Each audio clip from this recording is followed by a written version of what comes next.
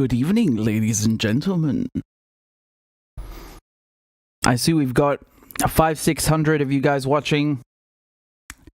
Don't make me tap the sign, man. Don't make me tap the sign.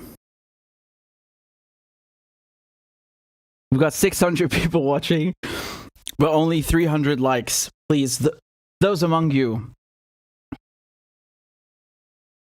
who enjoy the show, please hit the like button. Thank you very much. That was the most passive-aggressive bid yet.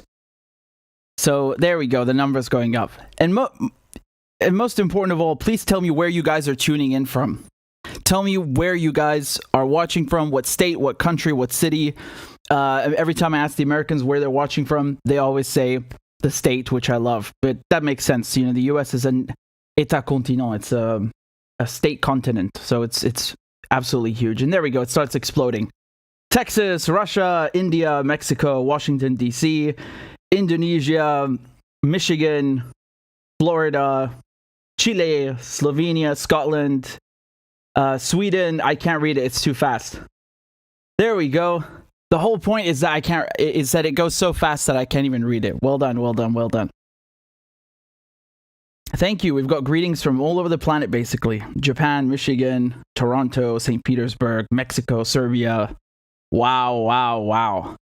What a blessing to have such an international audience, yes? So, that is wonderful. Thank you guys for tuning in. And again, if you have not hit the like button, please make sure you do, because we have about a 200-person discrepancy, right? There's 700 people watching, but I only see 500 likes. So please make sure you've hit it. And let's try and dive right in, right? I wanted to start with sort of a... we'll go through it chronologically, I suppose. Okay, we can do it that way. So give me a second over here. Okay.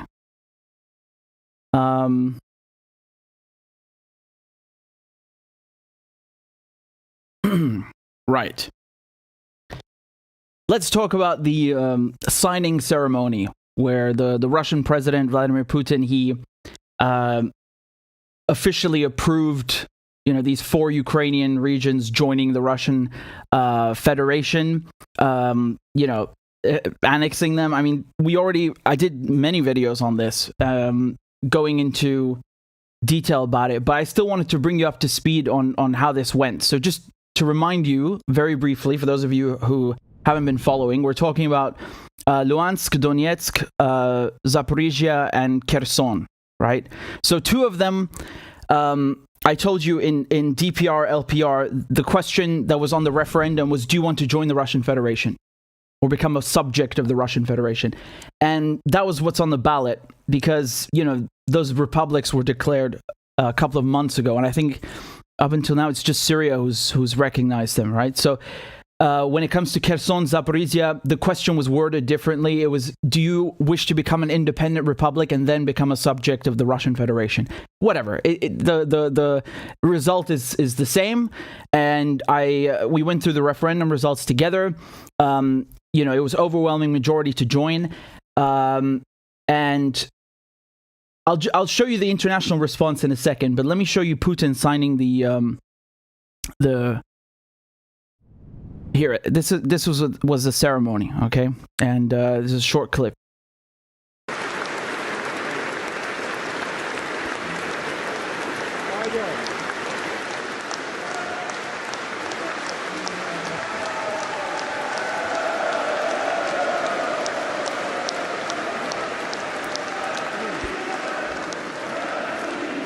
They're all chanting Russia.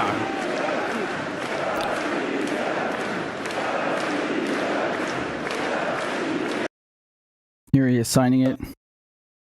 Донецкой Народной Республики.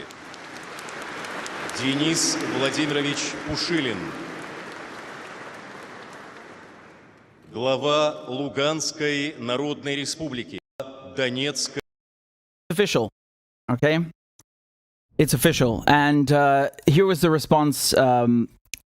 You had a draft resolution in the United Nations Security Council to denounce and condemn the annexation. Here were the results. 10 in favor, to condemn Russia, 4 abstentions, and 1 against. Do you notice who abstained?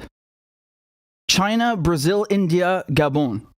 Now this doesn't make sense to me, because in the mainstream media they were saying that Modi was sitting down and scolding Putin to his face, and they said that the Chinese did the same things, right? Like Russia's greatest allies, the Indians and the Chinese, were scolding Putin to his face. I told you that was going to turn out to be rubbish, because number one, they wouldn't provide you with it. I don't want to hear this CNN anchor. I just want to hear Modi saying it, right? Translated it to English. No, can't find it.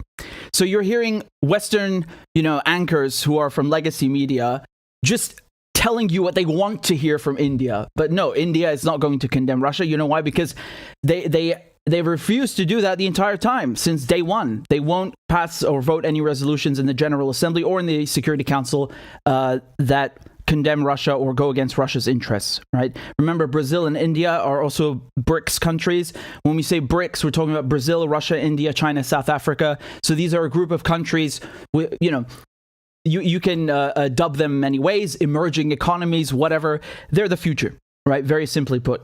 And they're not going to jeopardize that future where, you have a rise of the global south, a rise of the east, and Russia's their next door neighbor, right, in their backyard with all these natural resources. They're not going to jeopardize that because, they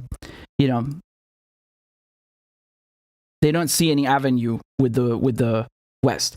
Now, I'll play you the various responses from India and China in just a second. Let me just show you Guterres, who's the UN Secretary General, what he had to say about this. The Russian Federation is one of the 5 permanent members of the Security Council, shares a particular responsibility to respect the Charter. Any decision to proceed with the annexation of Donetsk, Luhansk, Kherson, and Zaporizhia regions of Ukraine would have no legal value and deserves to be condemned. It cannot be reconciled with the international legal framework.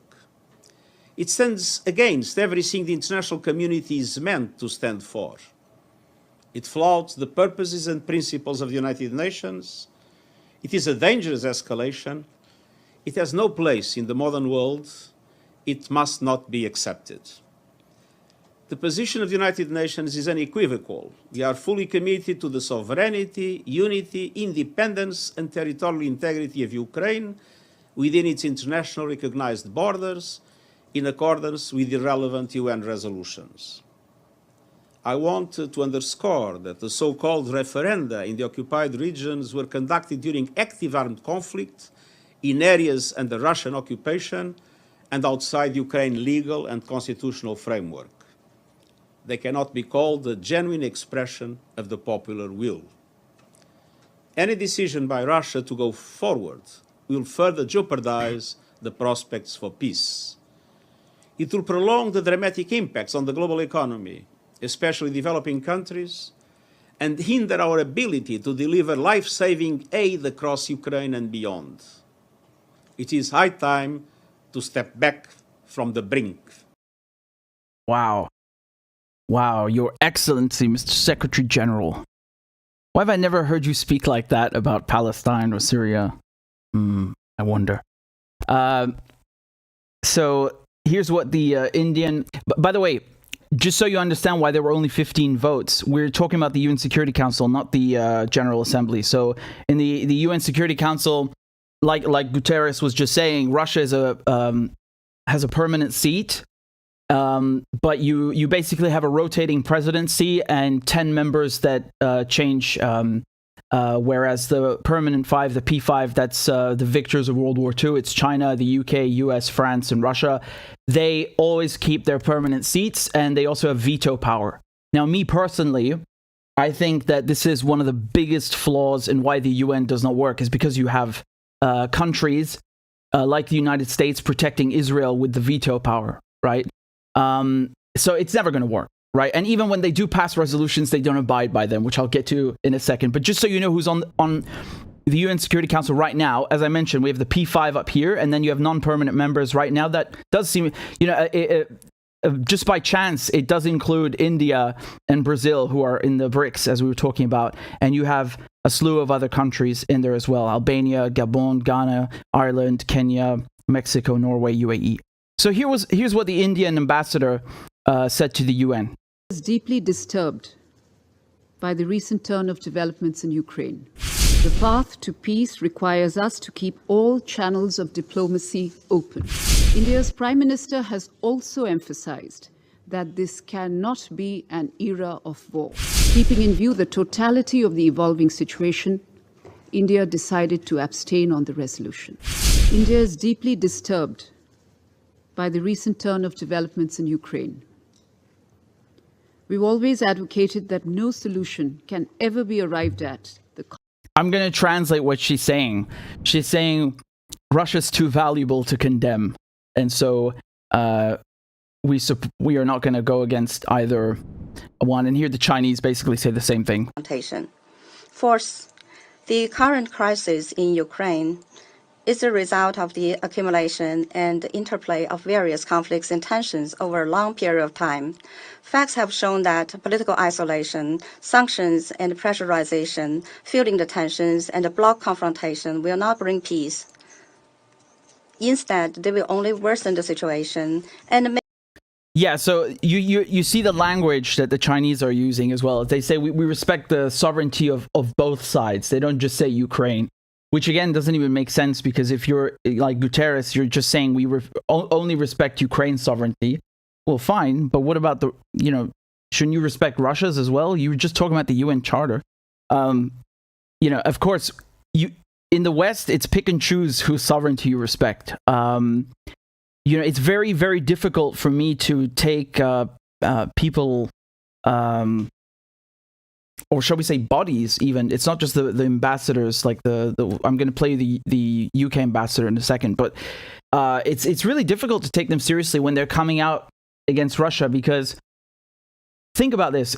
The UN Security Council actually passed multiple resolutions against Israel occupying Jerusalem, which Jerusalem was supposed to be its own thing, separate body, and the Golan Heights in Syria. So these are very, very specific. It's not just, in reference to the UN Charter. They're directed against Israel, right? And they're telling Israel to leave. And in addition to that, that was Resolution 242. And then in addition to that, they also passed another resolution saying that the laws the Israelis passed to annex Jerusalem, to annex the Golan Heights, are also null and void. So those are already passed. Everybody voted for them, and no one vetoed them. So they got through their past, and they're not adopted, right? What's the point? So when you open the door to these things, and you let Israel get away with this, and you let the United States get away with this, then it's very difficult to say that, oh well, Russia can't do this, and even then, you can't compare the situation, because Israel never held a referendum in the Golan Heights. There are no Israelis in the Golan Heights. Israel was not protecting anything. It's on the contrary, it's the one that is inside Syria and occupying Syria to this day, to this minute. So you can't even compare them. They're apples and oranges. But even then, since we're talking about the UN Security Council, condemning these things, nothing's been passed against Russia, because Russia used its veto power to knock this down. And even if Russia had not vetoed it, pay attention, the Chinese, the Indians, they didn't vote for it. They abstained. So that shows you that on an international level, there is no agreement on what's going on there. When it comes to Israel, there was agreement. Even the United States was like, you need to leave. You have to go. And then there was another occasion where they abstained, but it still got through. They did not veto it, right? So again, this is the situation we're in. They create these precedents, right? Whether it's Iraq or when I say Iraq, I mean 2003. They could not get support from the UN, but the Americans and the British went and bombed Iraq anyway. So that shows that you don't give a crap about the UN. You don't care. You don't care about international law, because when it suits you, you apply it and you cite it, and when it doesn't suit you, you forget about it and you ignore it. So how can we take you seriously now when you're complaining about Russia? Whatever Russia's doing, the West has done 1 million times over and undermined the UN decades ago, not now. It's not Russia's undermining the UN. Russia's just copying. And even then, like I said, apples and oranges. You can't even really compare the two. Here, I'll play very, very quickly. This is the UK's ambassador to the UN. It's another example of Russia abusing its veto in order to cover up for its illegal invasion. But I think the important result is that no other country supported this illegal annexation by Putin of parts of Ukraine. And that's very clear now. We'll go to the General Assembly next week, and I expect that we'll see strong support again for this fundamental UN principle of territorial integrity and sovereignty. No other country. Wow. Do you know your own history, woman? You're the British ambassador, and you have the nerve to talk about territorial integrity? How many countries have we pillaged and raped and plundered? The list is too long. I think there are more countries to celebrate independence from Britain than any other power. You know, and you look at what's happening in Palestine to this day. That's a problem Britain created. Drawing these like arbitrary borders. Although when you say arbitrary, it's like you're saying they didn't know what they were doing. I think they knew very well what they're doing. They made them sectarian on purpose, right? And the French did that too. So, I mean, this is wow. We need a new word. Hypocrisy is too light. It's too mild. I don't think it's doing the job. Here, these are the Americans speaking at the UN. As we meet, so-called referenda were just conducted by de facto authorities in the Donetsk, Luhansk, Kherson, and Zaporizhia regions. Ukrainians were asked whether they approved their regions joining the Russian Federation. Voting took place in polling centers. De facto authorities, accompanied by soldiers, also went door to door with ballot boxes. Yeah, and what about the sham elections that the US go? They go in, like, topple a government, and then they set up a new government with these fake elections where no one is safe. You know, the results are dubious. How many times has the US done that in other countries? Or you've had someone elected who happens to be against the US, and then they go and topple them. You know, whether it's like in Iran, 1953, Guatemala the year after in 1954. They always undermine elections they don't like.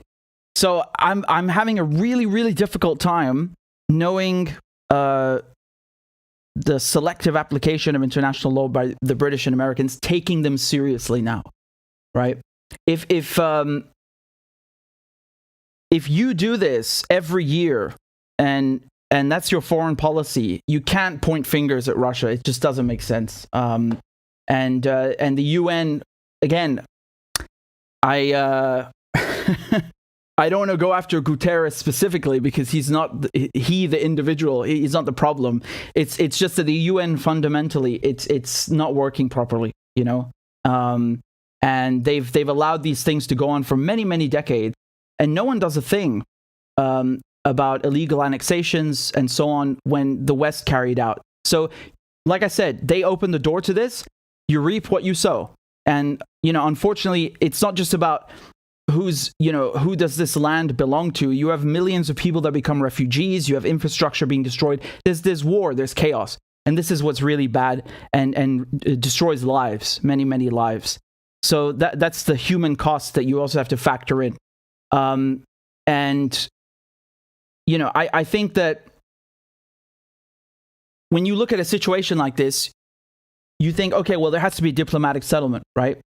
When there's a war, it has to be concluded with a diplomatic settlement. The thing is that the Russians tried that before the war, right? That's what's interesting. They already came before and said, let's apply the Minsk agreements. Didn't work. And then they, in December last year, sent these proposals to Western diplomats and said, look, you can't allow Ukraine to join NATO. You know, Ukraine has to stay neutral. You can't deploy NATO troops on our borders, you know, like, for example, an American battalion in Poland, which would border Russia. So these sorts of things. He's basically telling them, back off, just get away from us, go away.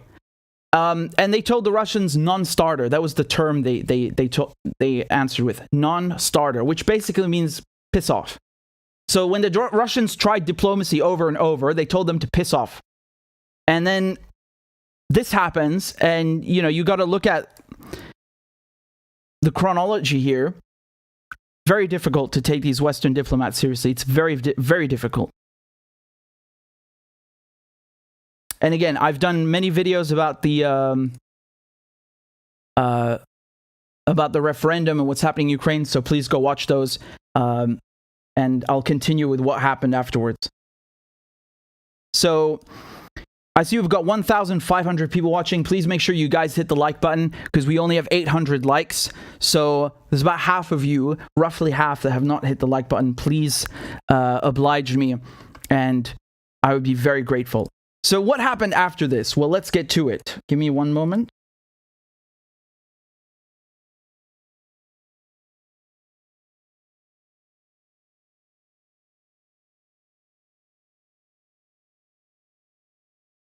So the Ukrainian president, Zelenskyy, he's now applied for fast-track membership to join the North Atlantic Treaty Organization, NATO, right?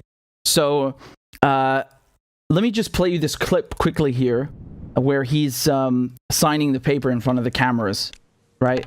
And when we say fast-track membership, remember, there's nothing fast about joining NATO, because you need every single existing member to approve the application, and right now there's about 30 of them. Sweden and Finland, they applied for fast-track NATO membership. And,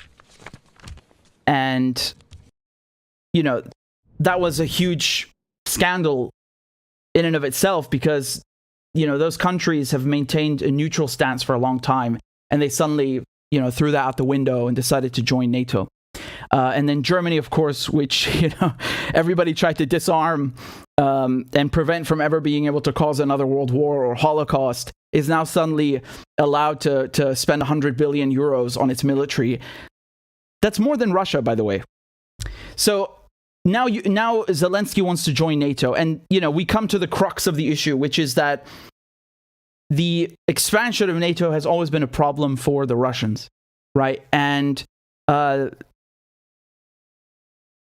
they've been saying this before anybody heard of Vladimir Putin. Okay, Vladimir Putin was a nobody when the Russians were raising this issue to Western diplomats and saying, you need to back off and stop, edging and inching closer towards our borders. And it's funny because you have multiple historical documents you can point to, whether it's the minutes from the reunification talks, the 2+4 talks when they were reuniting Germany. The Russians said, if you want us to support this, to allow East and West Germany to unite, you cannot expand NATO. That's the precondition. And they agreed. The West said yes. And then now they come back and say, hey, we didn't sign anything. Yeah, but you told the Russians that you would not expand NATO, and you lied. You lied. So then on top of that, you can point to 2008 Bucharest summit. There was a NATO summit where they explicitly said, we are allowing Ukraine and Georgia to join NATO. And that was, again, under the Bush administration. You could see how even after the Cold War is done, and we're talking a couple of presidencies ago, they're still trying to provoke the Russians. They're still trying to go further. It's not enough they got Poland, Lithuania. No. Let's keep going. Let's keep going, man. As many as possible. Come on. Remember, since the end of the Cold War, NATO has doubled its membership. How does that make sense? NATO was created to fight the Soviets. The Soviets don't exist anymore. There is no Soviet Union. And you double the membership?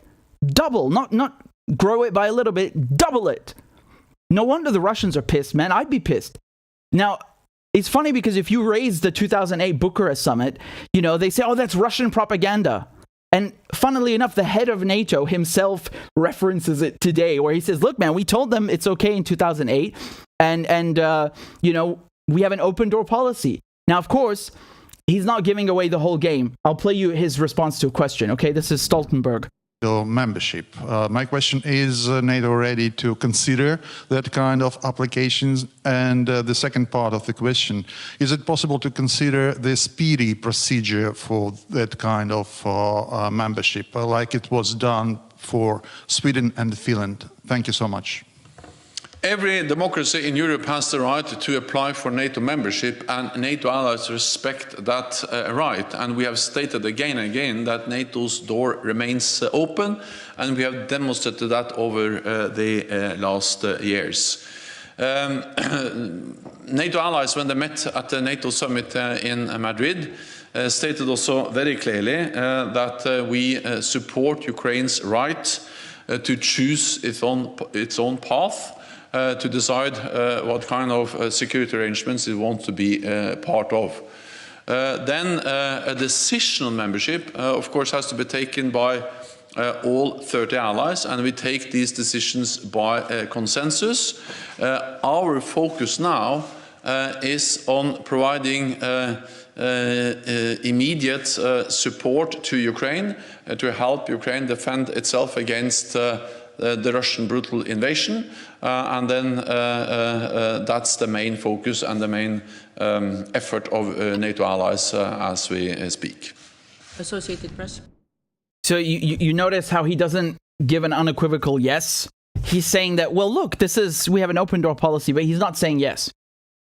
And this is very embarrassing for Zelenskyy. It really is. I almost pity him. I almost pity him. He's trying so bad to be part of their club, and they won't let him in. But they're happy to use him. And on one level, it's kind of ironic because Ukraine is not a NATO member. They probably have more weapons than other actual members in NATO, right? I've lost count. I don't know, is someone keeping count how many billions they've sent? I gave up counting. It's irrelevant at this point. It's irrelevant, right? Tens of billions, if not hundreds of billions now pumped into Ukraine. I mean, it's Christ. You know, those are just the ones we know about. So there are probably some other budgets that they don't disclose. Now, this is an interesting case study because, like we said, Finland and Sweden wanted to join, and they used fast track membership. Okay, now Turkey is a NATO member, of course, is the largest, I think, one of the largest NATO armies. And so they came out and said, no, we're not going to allow Sweden and Finland to join because Sweden and Finland have sanctioned us. They have an arms embargo on Turkey. They won't sell us weapons or vice versa. And they're supporting the PKK, which Turkey, in Turkey, they view the PKK, the Kurdish Workers' Party, as a terrorist organization. So they're saying, well, you guys are supporting them in northern Syria. And so, you need to start extraditing some of those PKK members that you have in Scandinavia over to us. So, just yesterday, so this was 30th of September, the Swedes, they lifted a Turkish arms embargo because they're so desperate to get into NATO, right? Neutrality doesn't mean a thing anymore these days. And Turkey is actually still saying that they could cancel or walk back their support for membership, right, for Sweden and Finland. So this is from AFP, and they're talking about how basically the Scandinavians, they're not holding up their end of the deal. But the reason I'm bringing this up is because you have this excuse now being used as a means to block Ukraine, and you have some countries, though, that do want them in. Look, I'll show you this statement that was published from the leaders of... so this is from Estonia, Latvia, Lithuania, North Macedonia, Montenegro, Poland, Romania, and Slovakia, Czechia. They published a statement saying that, quote, "We support Ukraine in its defense against Russia's invasion. We demand that Russia immediately withdraws from all the occupied territories and encourage all allies to substantially increase their military aid to Ukraine." It's again, you see the Bucharest summit, which they refer to here. The leaders firmly stand behind the 2008 Bucharest NATO summit decision concerning Ukraine's future membership. And then in the AP article, they say that at the 2008 summit, NATO members welcomed Ukraine and Georgia's aspirations to join. I know. That's the problem that we've been pointing to for the last year, and you keep calling us Russian propagandists. Christ. So... here's the interesting part. White House National Security Advisor Jake Sullivan, what do you think he had to say? You would think that he would say, yes, of course we want you to join. Please sign right here. Ukraine is seeking accelerated membership in NATO. Is that something that's possible or something you would seriously consider? The United States has been clear for decades that we support an open door policy for NATO. Any decision on NATO membership is between the 30 allies and the countries aspiring to join. Right now, our view is that the best way for us to support Ukraine is through practical on-the-ground support in Ukraine, and that the process in Brussels should be taken up at a different time. Ukraine is seen. So he gave the same response as Stoltenberg, right? He's basically saying that, listen, this requires unanimous consent, and this could take a while, so you need to chill and sit back. But don't worry, because we're going to give you the weapons, right? So that makes us a lot of money without us having to actually commit boots on the ground and fight the Russians ourselves. Like, you can fight the Russians, you guys in Ukraine, you can fight them, and we'll give you weapons because we make money that way, but we're not going to fight them. So, it's the EU doesn't want him, that NATO doesn't want him. I almost pity Zelenskyy. They have hung this guy out to dry. Right? They have hung him out to dry, and it's you really see how malicious the foreign policy is. So they give Russia the impression that we want Ukraine in NATO, and it's not just words, because we know that they actually train Ukrainian troops with this modular interoperability system, right? So when we say train Ukrainian troops, I'm not saying someone threw a rifle at the ground and said shoot there. No, they train them to a very high standard, to a NATO standard, right? So they can all work together. But without integrating them. And they give them NATO weapons, right? If you don't give weapons to Ukraine right now, you'll be turned into a pariah like they almost did with Scholz. And even right now, Germany still doesn't want to give any Leopard tanks, Leopard tanks. So they're giving some, they'll give some training and some limited support and so on. But basically, there's the whole Western war machine supporting Ukraine. But they don't want Ukraine to actually join right now, because when you join NATO, you can invoke Article 5, and then basically you call for help from all the other members. And I'm paraphrasing, but it goes that an attack on one member shall be treated as an attack on all of us. Okay, so if Ukraine joins right now, which is unlikely, and they are on their way to the NATO summit, and they invoke Article 5, and they say, you guys need to come help us because we're under attack, they have no choice but to respond. And so the Americans, they don't want to put boots on the ground, but they want to fight the Russians down to the last Ukrainian, milk this cow as much as they possibly can to make money. And then, of course, in the process, sever any ties between Russia and Europe so they can move, the European industry over to the US and have European industry buy American gas. So there are many advantages to keeping this as a proxy war, right? And when I say advantages, I mean disgusting, fat capitalists with a top hat advantages, right? Obviously, this is not advantageous to people in Ukraine, right, who have to flee their homes or their cities and turn into refugees or killed. No one is having fun, right? This is quite the opposite. It's hell. But, as usual, they when there's money involved, they're fine with war at NATO, as we very well know, right? So I want to show you just a quick video here. This is from Nasrallah, from the Secretary General of Hezbollah. Look at what he had to say. في شعوب المنطقة أنتم الذين تراهنون على أمريكا. هي أمريكا، هذه أمريكا اليوم تقاتل حتى آخر أوكراني. أمس أول رد فعل شو طلعوا الأمريكان قالوا له لزيلينسكي المعطر أنه هو رد على ضم هود الأقاليم العرب على روسيا. طلع كتب طلب التحاق بالناتو. شو قالوا له؟ قالوا له لا، الوقت غير مناسب. هذا وقت غير مناسب، مش وقته هلا.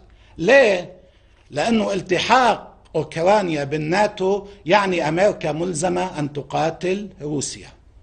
أمريكا لا تريد أن تقاتل روسيا بالأمريكان، أمريكا تريد أن تقاتل روسيا بالأوكرانيين، وبعد الأوكرانيين بالأوروبيين، وتتفرج عليهم جميعا وتكسب النتائج والأرباح. هذه هي أمريكا. اعرفوا صديقكم وتمسكوا به وحافظوا عليه، واعرفوا عدوكم، وإذا كنتم لا تريدون أن تقاتلوه في الحد الأدنى لا تلجوا إليه، لأنكم لن تجدوا في أحضانه دفئا ولا أمانا، لن تجدوا سوى الغدر والخيانة. I have nothing more to add. I could not have said it better myself.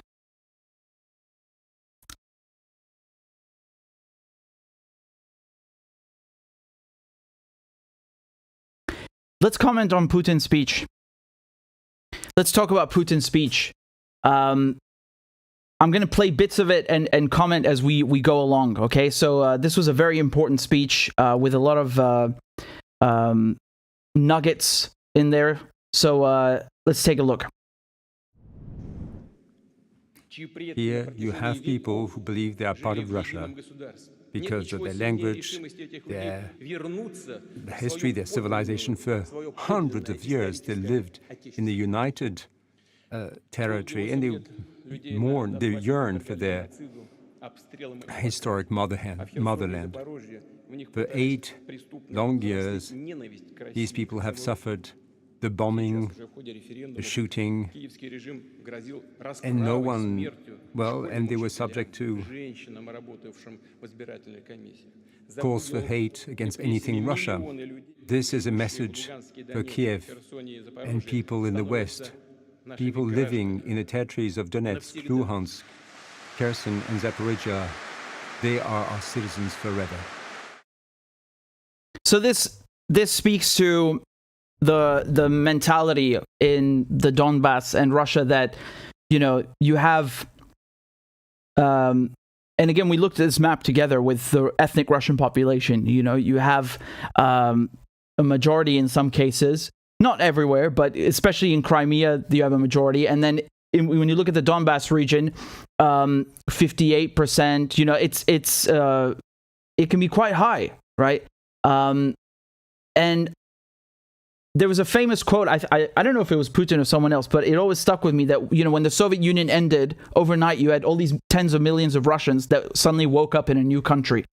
So when we were talking about Russia annexing these 4 Ukrainian territories and how it's very difficult for the West to point fingers at Russia now after they've been doing this for centuries, redrawing borders, carving them up, giving each other pieces, sharing them. I mean, the Russians at the very least can make the argument that those are actually Russians. How can the Israelis make the argument that the Golan in Syria is Israeli? There are no Israelis there. It's never been Israel. And you have actual Arabs living there and multiple UN Security Council resolutions saying you have to get out and give it back. Right? So when you actually have a much stronger case to repeal an annexation, they don't follow through at the UN or in the West. Again, it's apples to oranges, but the response in terms of international law, there you can draw comparisons because there's rampant hypocrisy. The West is looking for opportunities to challenge Russia, to break it apart. Such has always been its intention. Wreak havoc amongst the people of our country. They simply cannot accept the existence of Russia with its huge territory, its huge resources. Yeah, I mean, that's crystal clear. Again, I read this somewhere on the internet. I forgive me, I don't know who the quote is attributed to, but it was something like, the Russians are white, but the problem is that they don't have the same capitalist system. So that's why they're not viewed as equals, right, in the West. And there's no question they've been trying to do this to Russia for centuries, right? And there was some piece, I think, called the End of History, right? And someone published this article titled "The End of History" when the Cold War was finished. And people thought, well, that's great now. It's good the Soviets lost because they're our enemy. And, we finally shown that communism does not work. And now there's just one hegemon. There's one hyperpower called the United States, and there's going to be peace now. There's not going to be any more war. Yeah, well, that turned out to be a huge, giant farce, right? So you can see that they've been trying to break up Russia for a long time. And even by expanding NATO, this is under that infrastructure, right? Because if you can put missiles in close proximity to Moscow and nuke them, then you've got them by the throat. And here's the book I was just talking about. This is from Francis Fukuyama, and it's called The End of History. Okay? The End of History and The Last Man. So that's what I was just referring to. Let me go back to the speech. The West has been striving to bring about a new colonial system to keep plundering other people, other countries. It wants to hold the whole world to ransom. This form of hegemony the West wants to install and keep, such is its real intention. And that is why. That is why the West has been trying to challenge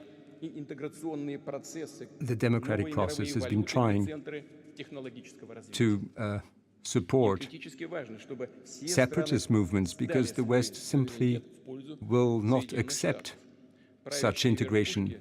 They want the people to get away from sovereignty. They want the people to just walk into the hands of the United States. Yeah, you heard this term separatist, right? Which he just mentioned. I think it's funny because you listen to what the New York Times say, or CNN or whatever, and they say that Russia has imperial ambition. Now, today's Russia. And then they say that, Russia is using, what's the phrase, Russian-backed separatists. Okay, hold on a second. What about everything that's happening in Hong Kong? What about the Uyghurs, the 5,000 Uyghurs that are in Syria from the Turkmenistan party, which the Trump administration delisted as a terrorist organization? And what about Taiwan? What about Tibet? It's funny because the Americans never had a problem with these issues until a few years ago. So when you had Hillary Clinton in China giving that speech where she's begging them for money, they looked the other way, right? They had no problem with what's happening in Tibet, all these things that I just listed, Xinjiang, the Uyghurs, Tibet, Hong Kong, Taiwan. And now, because China's becoming the competition, now they care about, it's the same, everybody with me. What's the chorus? Human rights and freedom and democracy, right? They care so much now, all of a sudden. And what's the U.S. doing in Syria? They have 1/3 of Syria, everything basically to the east of the Euphrates River. They are occupying that with the Kurdish militias, with the SDF. So it's twofold. Number one, to steal the oil from Syria, and number two, to threaten Damascus with separatism, right? That, we are backing the Kurds when it suits us, right? In 2019, they threw them under the bus. But now the Americans are with them in northeastern Syria. And, the SDF militias, they obviously want to cut this whole territory where all the oil is, all the crops are, away from Syria and make it into a Kurdish country, right? So the United States is actively backing separatist movements in other countries. And, you want to talk about imperialism. I'm just stunned. Like, I never, ever, ever hear people in these outlets like New York Times or ABC, whatever it is, mainstream legacy media, they never refer to Western foreign policy as imperialist, but now Russia is imperial, apparently. Wow. So, Putin is speaking a lot of truth here. Sovereignty is not okay if it conflicts with Western interests. They want your resources, screw your sovereignty, we'll take it. We're told that the West is there to protect the international order based on rules. But who defined the rules? Who accepted those rules? For many years, we've seen these double standards, taking the world for fools. It is, in fact, the West that has been violating the principle of non-interference at the borders. And yet they think that they can get away with it, but not others. Why do they think they can make decisions and not others? These are self-appointed rights. Yeah. So, international rules-based order. You hear that a lot, right? Rules-based, or they never say the law, the international law. They don't care about international law. They make you think they're referring to that, but they're not. when they say international-based order, what they really mean is, everything that pleases Washington. Okay? Pay attention. You'll hear that very, very often, whether it's Blinken speaking or Biden. They don't say international law. They say international rules-based order. And like we were just saying, they don't give two craps about the law. It is back in the Middle Ages that the West started this tradition of colonization. There was the slave trade, there was the plundering of India, Africa. There were the wars of France and England against China, Asia, and China had no choice but to open up its gates to facilitate the opium trade. And so entire people had no choice but consuming that drug. Entire people were wiped out. Thank you. This makes me very happy when I hear him, showing some respect to the victims of colonialism. And he's just referring to the opium wars now. So yeah, you heard me correctly. Opium wars. The British fought the Chinese so they could export their narcotics to China. That's what it was about. It was a drug war. You let us sell opium and get your people hooked, or we're going to fight you and kill you. That's real. That's British history. And then, of course, he mentioned India, Africa, how they were pillaged and plundered. Very, very important that he brings these up. Very, very important. All this world order is anti-democratic and anti-liberal. It's total hypocrisy. The United States is the only country who used nuclear weapons twice in history by annihilating Hiroshima and Nagasaki. The US, with the British, reduced to ruin without any military need. The cities of Hamburg and Dresden without military need. It was just for demonstrative purposes. And the same goes for the nuclear bombing. It was about intimidating the whole world. The United States have left a very bad memory in Korea and Japan, the use of napalm, chemical weapons. Yep, that's a very good point. You have many morons think that the United States had no choice but to drop nuclear weapons on the Japanese to force them to surrender because invading the mainland would have cost more lives and so on. Well, hold on a second. You tell me you can defeat Nazi Germany without nuclear weapons, but you can't do it with the Japanese on their last legs? This is a lie. This is a complete lie.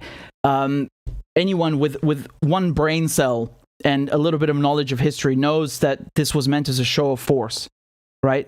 The Japanese, it's not according to me, it's according to the admirals in the US Navy who were in the Pacific. So this is their war. They're the ones fighting it against the Japanese. If anyone knows what's going on, it's them. They wrote in their diaries, many of them, how the Japanese were ready to surrender. They were done, they were finished. So, and they even criticized the nuclear bomb. There was no need to do that. So this is lie, number one, completely eviscerated. Now, when it comes to the show of force, you have to keep in mind that, even Churchill was trying to cook up a plan to attack the Soviets along with the Americans and the Poles and so on. It didn't come to fruition, but you can see how even before the Japanese had been finished off. So we're talking about between May 1945 and August 1945. Even before the war ended in May, actually, the British and the Americans were already contemplating going to war with the Russians, right? So the fact that they nuked two cities, which are, they have no military objective whatsoever, Nagasaki and Hiroshima, just to show the Russians, to show their teeth to the Russians is sick. That's sick. And that's a fact you should always remember. The only country in history that has ever used nuclear weapons is the United States. And when they did it, they used it against civilians. It's all about putting an end to And sorry, let me just add one more thing. So I find this funny when people are saying, oh, Putin is threatening nuclear weapons. Be happy he's just saying it and not actually doing it like the Americans right? And then, of course, the napalm, which he also mentioned a moment ago. Man, they dropped so much napalm on Vietnam. They did it to the point that even the soldiers, the American soldiers, were getting sick. So, that's how indiscriminate it was. Their own soldiers, were getting cancer. Their children had birth defects from the Agent Orange, as they called it as well. If their own soldiers had it, what do you think happened to the Vietnamese?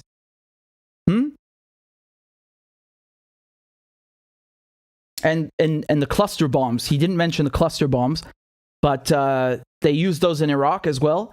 If you look at Fallujah, there's an account on Twitter, and again, user discretion is advised, because when you see those photos, I don't know if you'll be able to sleep, but it's a Twitter account that shows you the children being born in Fallujah in Iraq, and this is the city with the most birth defects on Earth, more than Nagasaki and Hiroshima, who were nuked.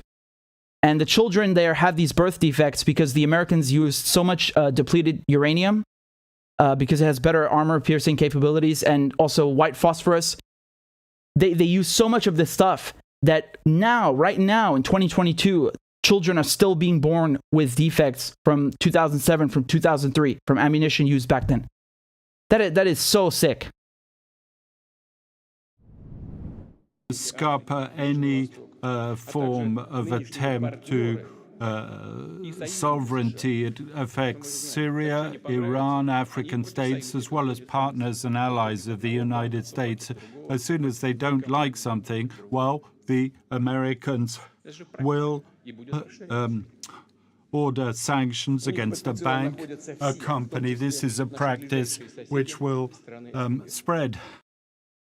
It's all wishful thinking on their part, and this principle of sanctions against Russia, well, they thought that they were going to be able to control the whole world. But in fact, these sanctions are simply prompting reactions. The world is entering a period of revolutionary transformation. There are new development centers that represent the majority of the global community.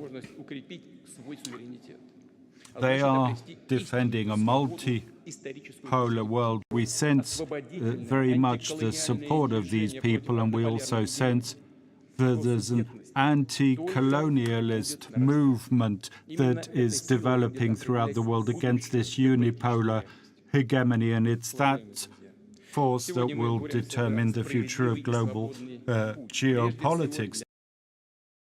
So several points there. He mentioned how the sanctions backfired. I mean, if I can just point your attention to this, look at the value of the pound, the British pound sterling. I'm shocked. I mean, the other day was £1 equals $1.11 right now. The other day was $1.07. So the pound and the dollar are almost at parity. I don't even remember any moment in my life where it was this bad. I think the last time it was this bad was 1971. Okay, 1971. So the pound is destroyed, and then you'll have people say, yeah, but that's not the sanctions. That's the tax cuts, and that's Liz Truss. Yes. And what's happening right now in the world? What's happening in Europe? There's no secure supply of energy. Gas and oil prices are through the roof, and that has a lot to do with this. You cannot just act like this happened in a vacuum because of Liz Truss's tax cuts. Yeah, that's part of the problem. It's not the only one. What about the euro? How do you explain the euro? Is Liz Truss also the British, the European Prime Minister or something? No. This is a situation affecting the UK, and it's affecting Europe as well. Let me show you. Christ. The euro is worse than the dollar. Again, I don't even remember the last time this was the case. Look how atrocious that is. So, €1. No, excuse me. So €1 gives you 98 cents. If we're talking about US cents, US dollars. But look here, the other day. So just last week, it was worse than the dollar. I mean, again, I've never seen something like this in my life, and I think if you go and look back when they actually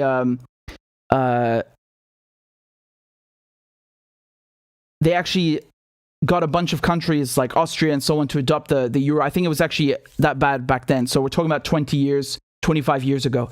It was this bad. So, where you have 1 euro that gives you 98 cents. So they're basically equal. They're at parity. But the reason I say that it's worse than the dollar is because this is disastrous. Generally speaking, when you talk about the British pound and the euro, you're talking about currencies that have more value than the US dollar. Now it's the opposite. Now it's the dollar that is actually worth more and viewed as a more stable currency than them. But the biggest irony of all is the ruble, because the ruble has, in the first couple of months, they're saying, well, the ruble is still strong because of capital controls, and they hiked the interest rate, and they've forced all companies who make their money in foreign currencies to swap them back into rubles, with 80% to be swapped back into rubles. Yeah, but that's no longer the case. You can't just look at the capital's control and say that's the reason. Here, let's look at today's value, just very quickly. Yeah, I mean, right now, $1 gets you 60 rubles, okay? So it's still, let's go back 1 year. So right now, 60, it's still better than before the war. So, this is just one metric that you can look at to see how the sanctions have backfired. But there are many, many more than that. And that's what Putin goes to in the next, in the very last clip that I showed you, where he says that you have birth of a multipolar world, which is what I'm telling you for months and months and months and months. For me, that was clear as soon as you had this UN vote, and the Indians and the Chinese and most countries actually refused to condemn the Russians, right? When I say most countries, I should actually say the most populated countries, right? Because as a matter of fact, you did have a majority of countries that did condemn Russia at the UN General Assembly in the 2 first votes. But the most populated countries, I mean, we're talking about, over 1 billion people in both India and China, a significant chunk of the world refusing to sanction Russia. So even though some countries might have gone to the UN and said, okay, we condemn Russia, they still refuse to sanction them, meaning that they would prefer to have ties, economic and diplomatic, with them. So that really shows you that when they tell you, oh, the world is united against Vladimir Putin, it's rubbish. For them, the world is Western Europe and North America. They think that that's the whole universe. It's not. There are many countries that understand the West is in decline, and this Ukraine war was the trigger that accelerated this whole process, right? It's not just about, oh, the ruble is doing better today than it was before the war. That's one metric. That's one thing. Look at how the Chinese are paying in rubles. Look at how the Indians are buying oil in rubles. Look at how they keep trading with the Russians. These are the really major indicators. And I think this was a very, very important speech. Certainly, if not now, in the future, people can look back as one of the most significant ones. And it's not just about annexing the regions in Ukraine. It's the other things. I didn't even show you anything about that, really. We talked more about other things, about the hypocrisy, about how the West is in decline. You really, really have to understand the Ukraine war is that. It's not just what's happening right now in Kherson and Kharkiv.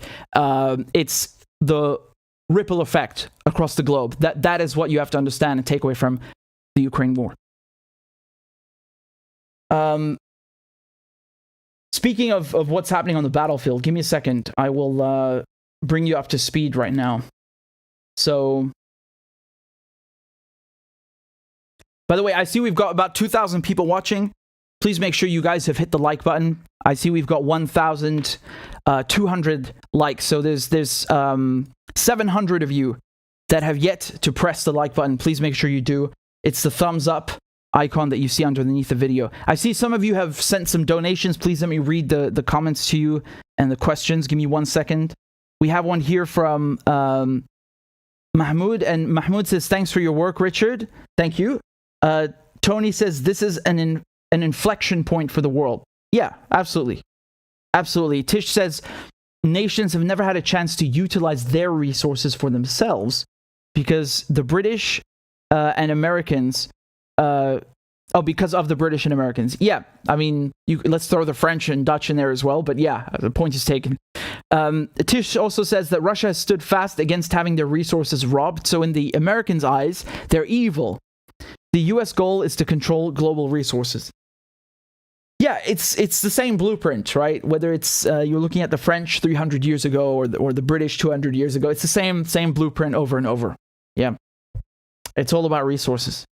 And I think there's also a denial of decline, right? They're so afraid of the whole thing collapsing. The Americans would rather see Europe sacrifice first to maybe save themselves. Because remember, one of the big quote-unquote advantages of blowing up Nord Stream 2 was that you have American gas that's being purchased now instead of Russian gas.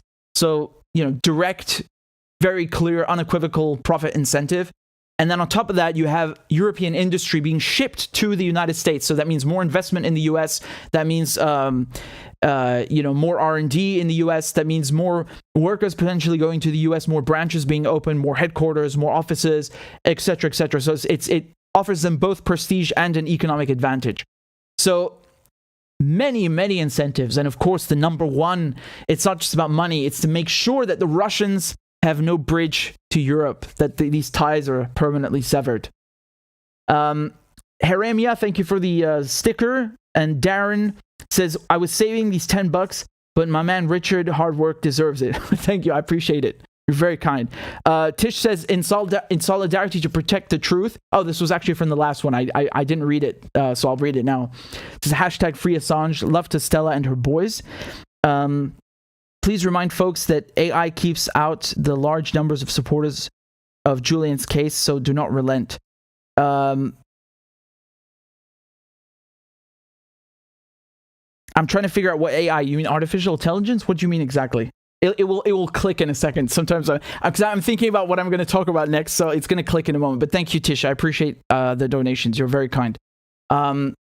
So just before I get to the next topic, again, I'll just remind you guys, if you like my work, if you want to support independent media, and you have $1 a month to spare, please consider joining on Patreon.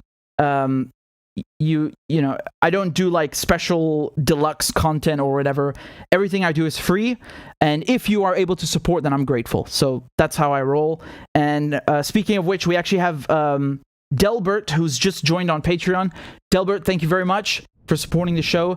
And before I get into the next topics, I will play a crab dance for you right now. So let's go.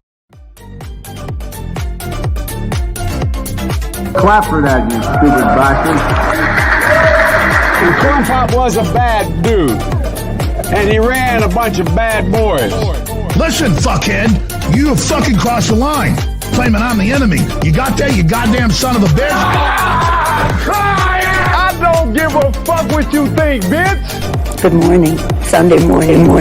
Cut that bitch out. Thank you for Iron Dome, which is a technical marvel. والله انت كلاب بصراحة يعني. ماشي نشتغل عادي. We lied, we cheated, we stole. China. And you ain't black. There's always the macro, and then there's the micro.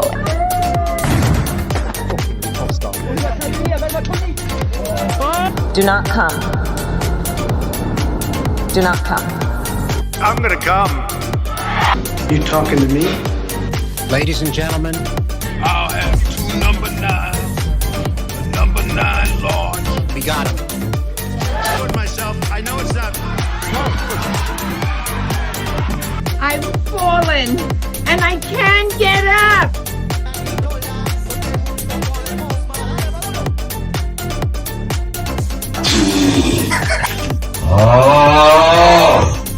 Disgusting! Why you texting? Why? You're getting nervous, man. Calm down. It's okay. Okay. Suck my dick and choke on it. I yield my time. Fuck you. Thanks again very much for your support, guys. I see some of you have sent in more donations. Give me a minute to go through the next topics and I'll read them to you. So let's talk about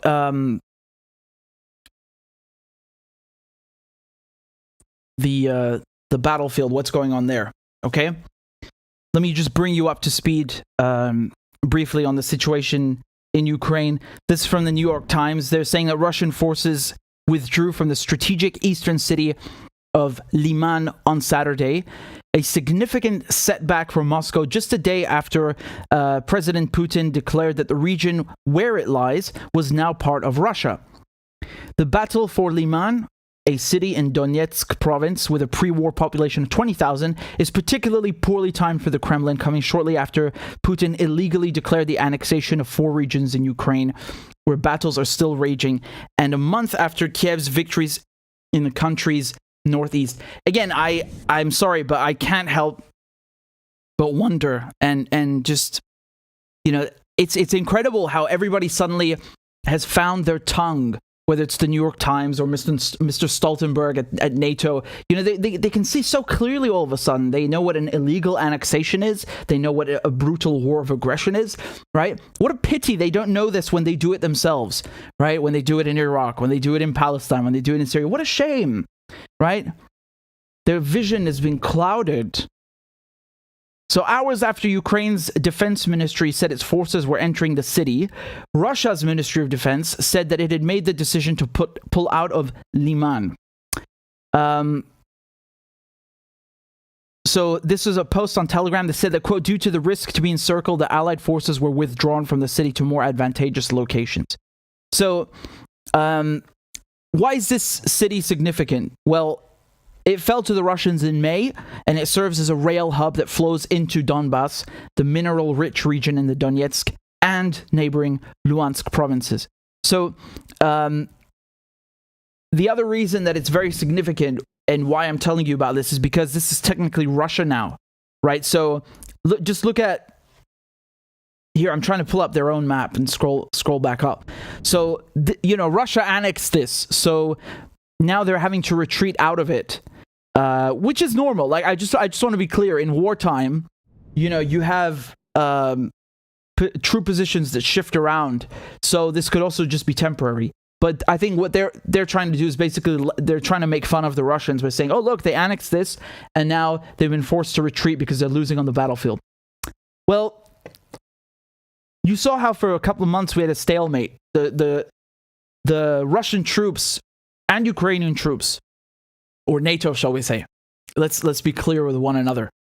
They were at a standstill for many months, didn't change, and then all of a sudden in the last month, Kharkiv, they made advances there, and in Kherson not so much.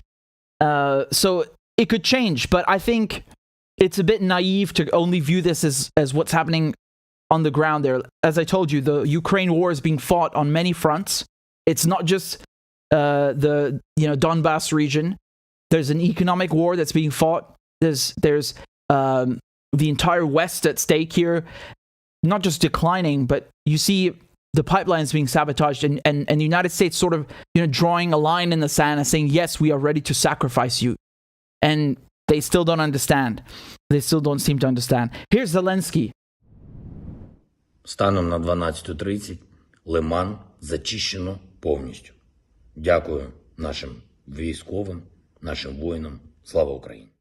So just going back to the New York Times, they're saying that the next target, if the Ukrainian military continues its advance, would likely be Svatove, a city northeast of Liman, where Russians have retrenched, according to analysts. Some of the nearest Russian reinforcements are roughly 25 miles to the southeast, around the city of Bakhmut.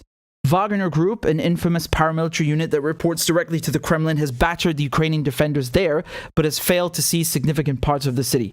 So I just wanted to, again, just quick update of what's happened in the last day and the last couple of hours in Ukraine. But again, the war is multifaceted, and I think the global ramifications are more significant than the troop movements, for sure. Let me show you what's going on in the Middle East.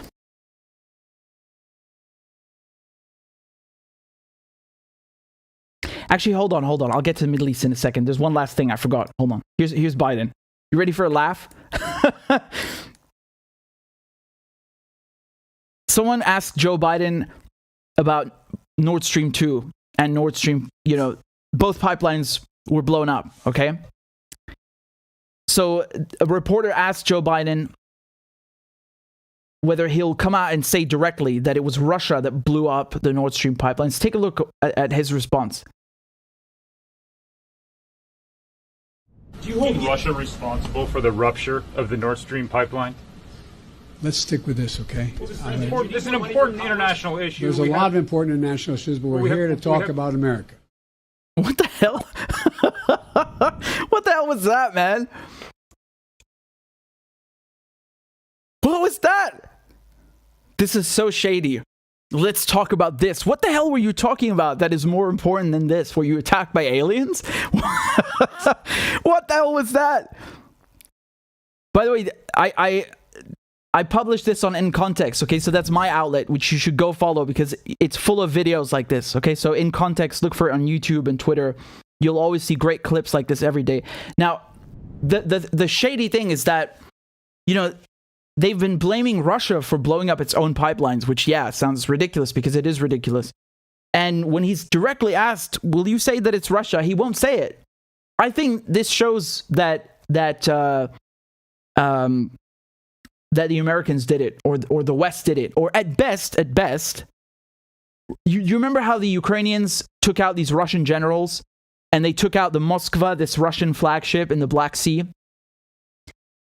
There were American officers who went to the New York Times and they were bragging how the Americans had given the Ukrainians the exact locations and intelligence to carry out these acts of sabotage and assassination. So it's not out of the ordinary to suggest that maybe the Americans didn't do it, but they gave the Ukrainians the tech and the intelligence to do it. That's also entirely possible, especially when you take into consideration that in the last couple of months you had BALT ops, so Baltic Sea operations, these were military drills carried out by NATO. The Royal Navy, the British Royal Navy, was also carrying out operations back in June, and BALT ops was mainly focused with U.S. 6th Fleet, so the United States Navy.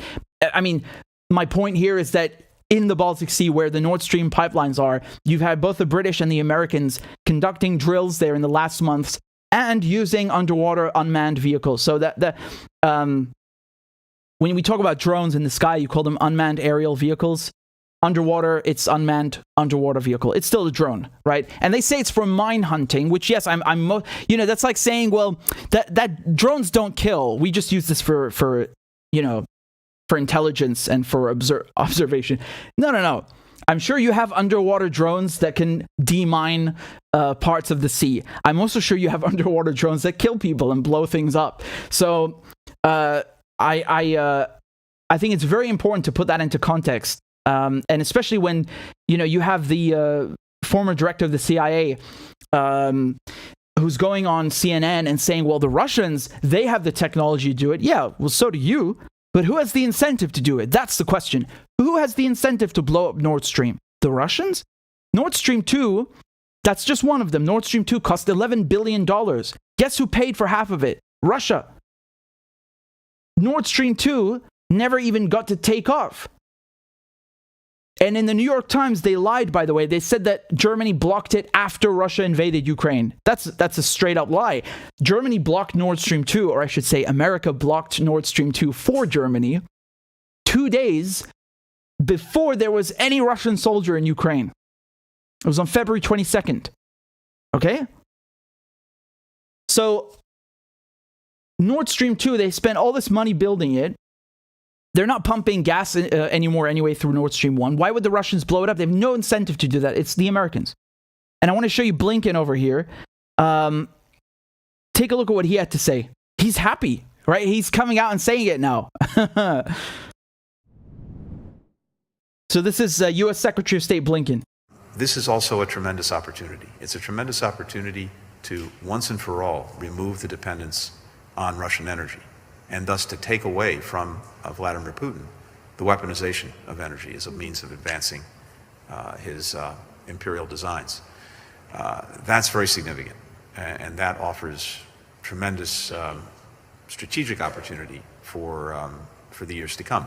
But meanwhile, we're determined to do everything we possibly can to make sure that the consequences of all of this are not borne by citizens in our countries, or for that matter, around the world.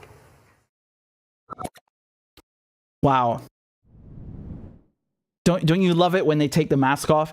If I transcribe that to you, and I asked you who said this, you could not tell me whether that's Blinken or it's Joe Biden or it's George Bush or it's Condoleezza Rice, because they all sound exactly the same, right? They all sound exactly the same. Or Donald Trump, which I'll get to Trump in a second, by the way. Yeah? Let me show you what Putin had to say. Но англосаксам уже мало санкций. Они перешли к диверсиям. Невероятно, но факт. Организовав взрывы на международных газовых магистралях Северного потока, которые проходят по дну Балтийского моря, фактически приступили к уничтожению общеевропейской энергетической инфраструктуры. Всем же очевидно, кому это выгодно. Кому выгодно, тот и сделал, конечно. So, do you see the difference there? You have Biden, who's dodging the question and running away from a reporter, and you have Putin, who comes out and says the Americans did it. Which one of them sounds more convincing to you? Which one is speaking with more conviction? Is it Biden or is it Putin? Because I think if Biden had said it himself, the Russians would have pushed back very hard. But the Russians, they know there was the Americans, and they come out and say it because it's the truth. The difference here is that Joe Biden doesn't actually need to say it was the Russians. You know why? Because the relationship between mainstream media and the government is so tight that you can let the mainstream media do that for you. And that's what we've been seeing in the last days. You pick any outlet you like, whether it's New York Times, whether it's ABC, go and look at how they report about the Nord Stream pipeline. They all try to put plant this seed in your mind that it was the Russians who blew up their own pipeline. So on one hand, they say Russia is making too much money from this. Russia is making so much money from gas and oil. We have to put a price cap to stop them making money. Oh, but do you know who blew up their own cash cow? It was the Russians. What the fuck? What the fuck are you saying? What a monstrous, colossal, astronomical fucking contradiction. This is their cash cow and they blew up their fucking cash cow. Which one is it? Are they weaponizing energy or not? You want to cut their revenue, not the Russians. The Russians want to cut their own fucking revenue. Now, granted, they stopped Nord Stream 1 last month. Yes. But they didn't stop it the months before that. The Russians are hoping that the Europeans will see reason and realize they're being abused by the Americans and leave them and start, buying Russian energy again so their industry does not collapse and they don't have to burn fucking coal again. Biden ran away because he knows who did it. And it was not the Russians. Let me show you something. This is Trump. Let me show you Trump speaking to NATO, to Stoltenberg's face. And listen to what he says, okay? Let's take a... Here. A massive oil and gas deal with Russia. I think it's very sad when Germany makes a massive oil and gas deal with Russia, where you're supposed to be guarding against Russia, and Germany goes out and pays billions and billions of dollars a year to Russia. So we're protecting Germany, we're protecting France, we're protecting all of these countries, and then numerous of the countries go out and make a pipeline deal with Russia, where they're paying billions of dollars into the coffers of Russia.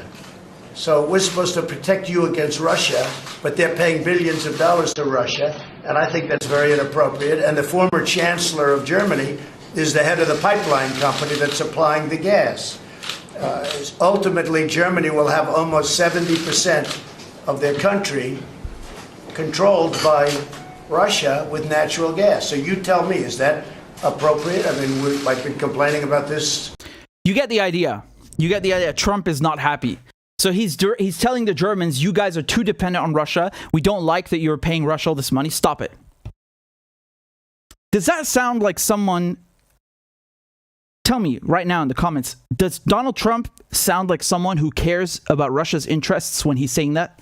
Or is he working against Russian infrastructure, against Russian interests, against Russian revenue? He's working against them. And apparently, by some people who call themselves journalists twisting themselves into fucking pretzels with their mental gymnastics, this guy's a Russian agent.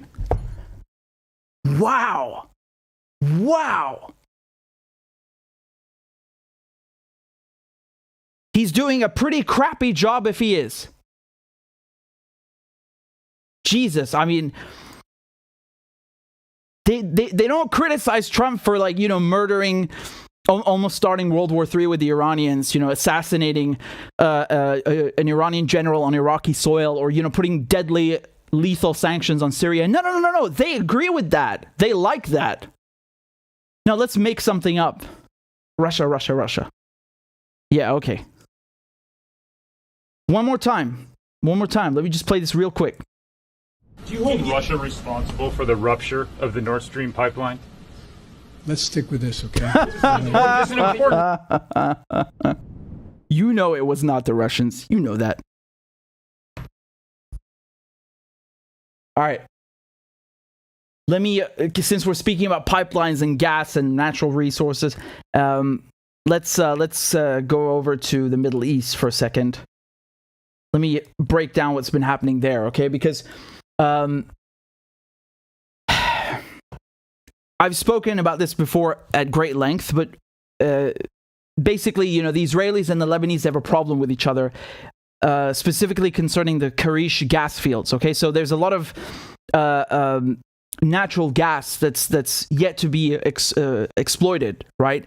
And the Israelis, you know, decided to just go and sign a contract with Egypt and the EU to become a gas supplier to the EU, because Russia is, you know, there's no more gas coming, especially after those pipelines were blown up. I wonder who did that. And the Israelis, of course, they want to give themselves legitimacy. They want to have this prestige as being a European energy partner.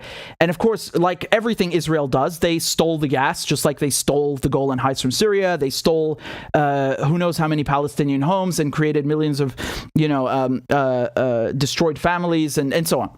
So the, you know, Hezbollah was very clear with the Israelis that if you use this giant ship that you've sent to extract any gas, our rockets are already fixed and on that target, locked on that target. And so now there's been a breakthrough, because you have Hochstein, who's the mediator between, an American envoy between the Israelis and Lebanese, who's been doing this for a couple of months, and they finally have a draft agreement, okay? So I'll just read you a few bits from this so you can get an overall understanding of what's going on, okay?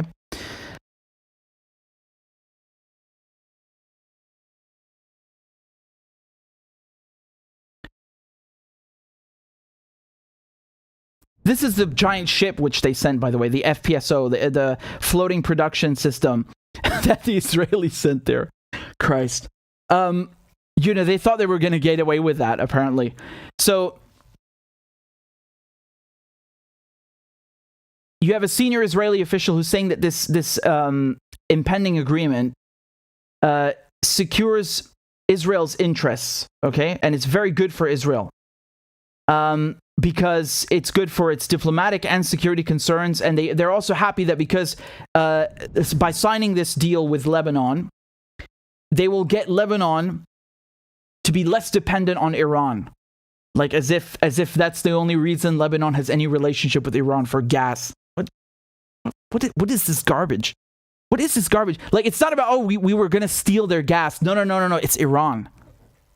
Yeah, why don't you talk about the Russians too while you're at it, you know? Like so Yair Lapid, who's the caretaker prime minister for the Israelis, he said that they're doing just, you know, ironing out the final details now, and that they don't oppose the development of an additional Lebanese gas field, but they expect royalties from that gas field, okay? So yeah, here's the quote. Such a field will weaken Lebanon's dependence on Iran, restrain Hezbollah, and promote regional stability. And he said that it fully preserves Israel's diplomatic and security interests and its economic interests. Let me translate that for you. What he's saying is that we signed gas deals that we cannot deliver on to the Europeans, and this is very good for us because now we can deliver, at least in part. Yeah. So you don't look like complete fools. So the text has not been released. It's kept under wraps. But you have the American ambassador to Lebanon. She was giving Michel Aoun, who's the president, this was when she was handing him the proposal just on the 1st of October, okay? And both sides, both the Lebanese and the Israelis, they're basically flicking through it with lawyers and trying to work out all the details. It's about 10 pages long. Now, the funny thing is Netanyahu is very angry, right? So Netanyahu was the prime minister, not the previous one, the before last. So we had Bennett, who just left, and before him was Netanyahu. Let me show you what Netanyahu said. Give me a moment. Yeah, so Netanyahu said that Lapid, who's the current Israeli prime minister, has no mandate to hand over to an enemy state sovereign territories and sovereign assets that belong to all of us. Netanyahu also said that Lapid had, quote, surrendered to Hezbollah's threats, and that if he were to form a government after the November 1st elections, he would not be bound by the deal. I mean,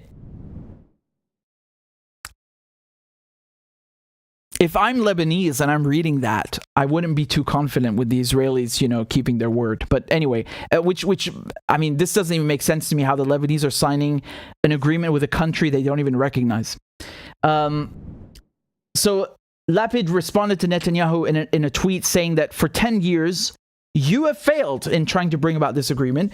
At least don't harm Israel's security interests and help Hezbollah with irresponsible messages. I love how they're both accusing each other of helping Hezbollah when Hezbollah would gladly see them both gone. Benny Gantz was the defense minister. He said that Netanyahu was being irresponsible. All right, and he said, we will continue to look after the political, security, and economic interests of the state of Israel with responsibility and statesmanship. I mean, this is just a garbage textbook nonsense tweet that was probably written by a staffer. But let me show you the map. This is the interesting part, right? So line 1, you see, is this over here. And in the legend, they say this is the line registered by Israel with the UN. Line 23 is the demarcation line registered by Lebanon. So you can clearly see that they're overlapping, right? There's this whole area between line 1 and line 23 that is disputed. Now, they're saying that if the Israelis can have Karish gas field, then the Lebanese can have the Qana gas field, which is up here, okay? Now, that's not final. It's not final, but that's these are the whispers that we're hearing right now. And I just want to show you, this is from June, how the EU signed a gas agreement with Egypt and Israel to reduce dependency on Russian fuel, right? So the Israelis, they looked at this and saw an opening, and they're like, okay, well, let's get our foot through the door, and, we're going to become a wonderful partner of the Europeans, right, with gas that doesn't belong to us. And Lapid is saying that even if they don't reach this agreement now with Lebanon, next month they're going to start extracting the gas. Yeah, well, they said that they were going to do that in September, and they didn't because they got scared. Obviously, no one is saying that there should be a war, but the interesting thing here is that you have to understand when it comes to Lebanon, the Lebanese army is not really as strong as Hezbollah. It's quite the opposite. Right? Hezbollah is much stronger than the Lebanese army, even though Hezbollah is a political party and paramilitary. So it has both a political and military wing, right? So it's even though Hezbollah is not leading or in the negotiations, it does have members of the party that are in the government. And from the military side, it was the Secretary General Nasrallah who told them, you need to back off or we're going to go to war with you. So again, this is very interesting because even in the last couple of, confrontations, when you had the war in 2006, July, August, that was fought by Hezbollah and won by Hezbollah.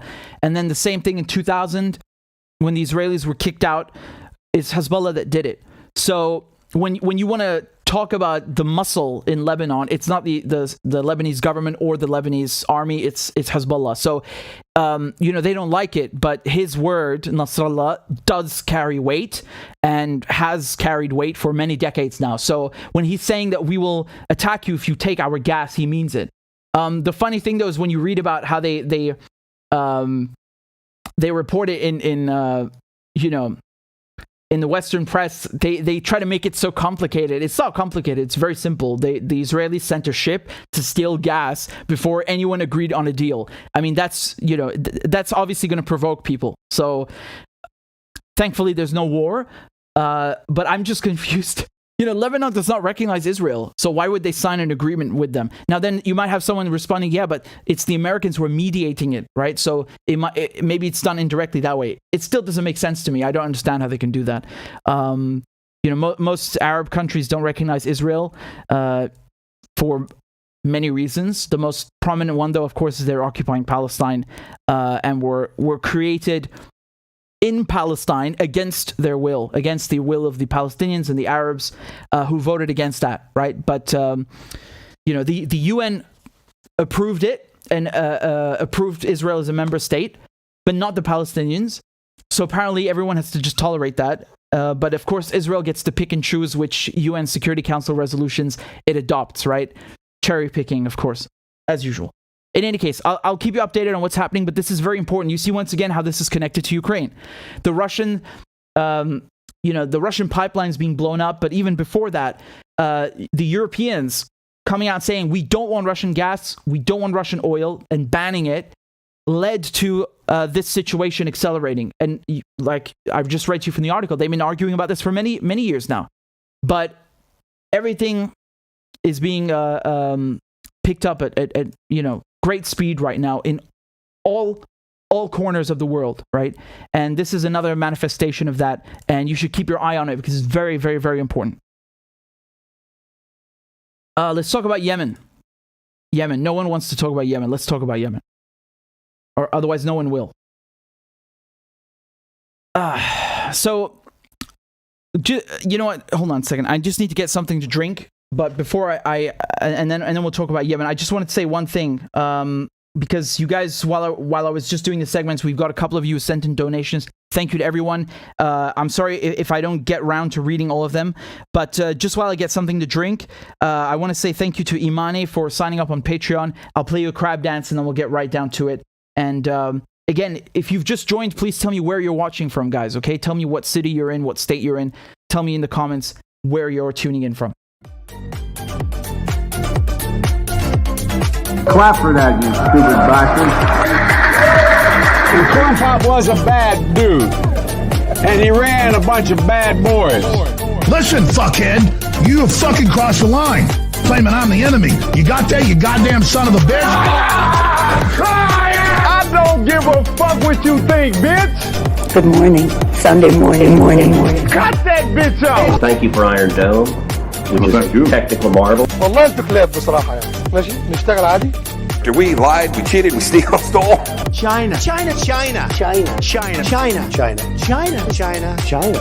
And you ain't black. There's always the macro and then there's the micro.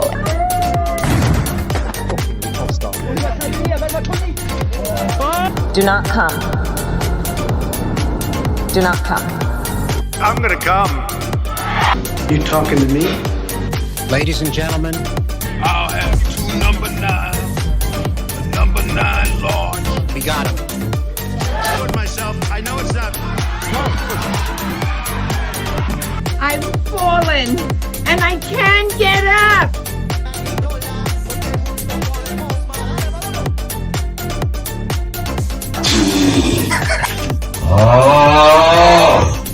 Disgusting! Why you texting? Why? You're getting nervous, man. Calm down. It's okay.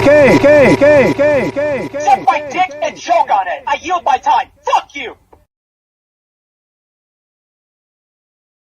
Lovely. Thank you again to all of you for your support and for donating to the channel. Again, if you want to support my work, please consider joining on Patreon for $1 a month or €1 a month or 1 ruble a month. I've never been paid in rubles, but now that it's the best performing currency of the year, why not? So you can pick whatever currency you like. That's what I was trying to imply to say. But let me just add one last thing about Lebanon. I'll just add one more thing about Lebanon. You know, Lebanon has been in an economic crisis for many years now. There are a multitude of reasons, you know, corruption is one of them. The de facto American siege is another. And, you know, the IMF has its claws very deep inside of Lebanon, right? And even they won't give them any more money.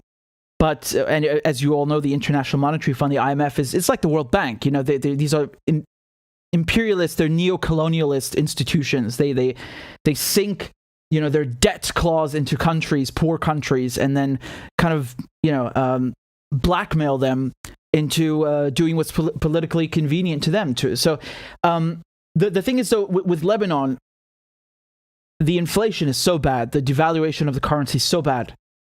People cannot afford basic goods, and this is well before the Ukraine war, right?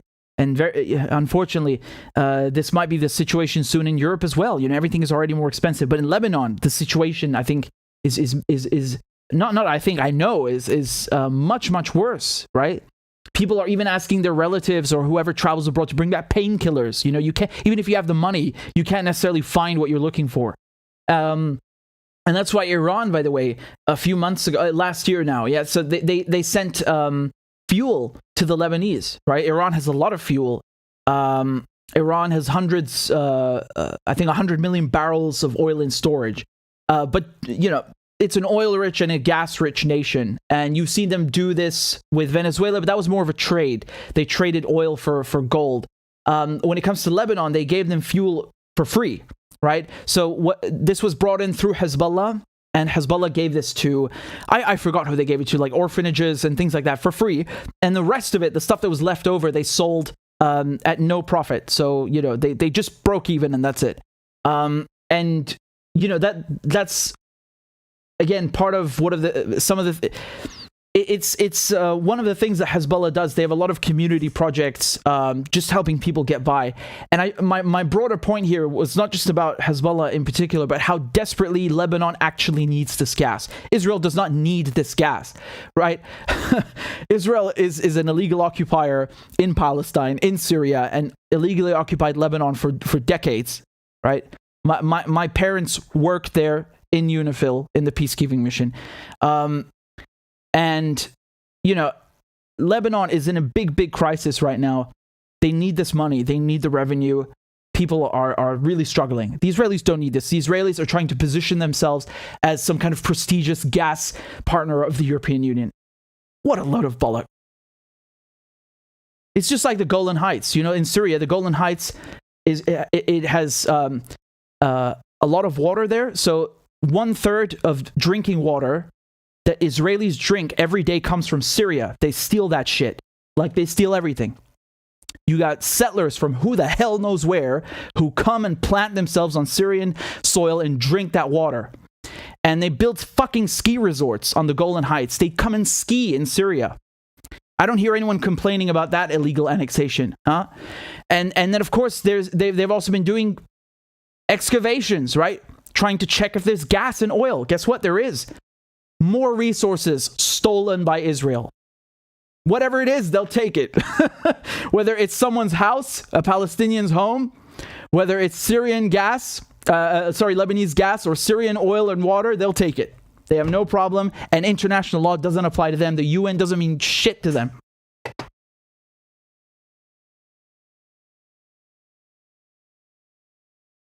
All right, let me continue and talk about what's happening in Yemen.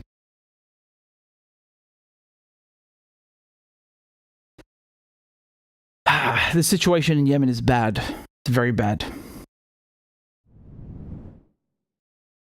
You guys can see that?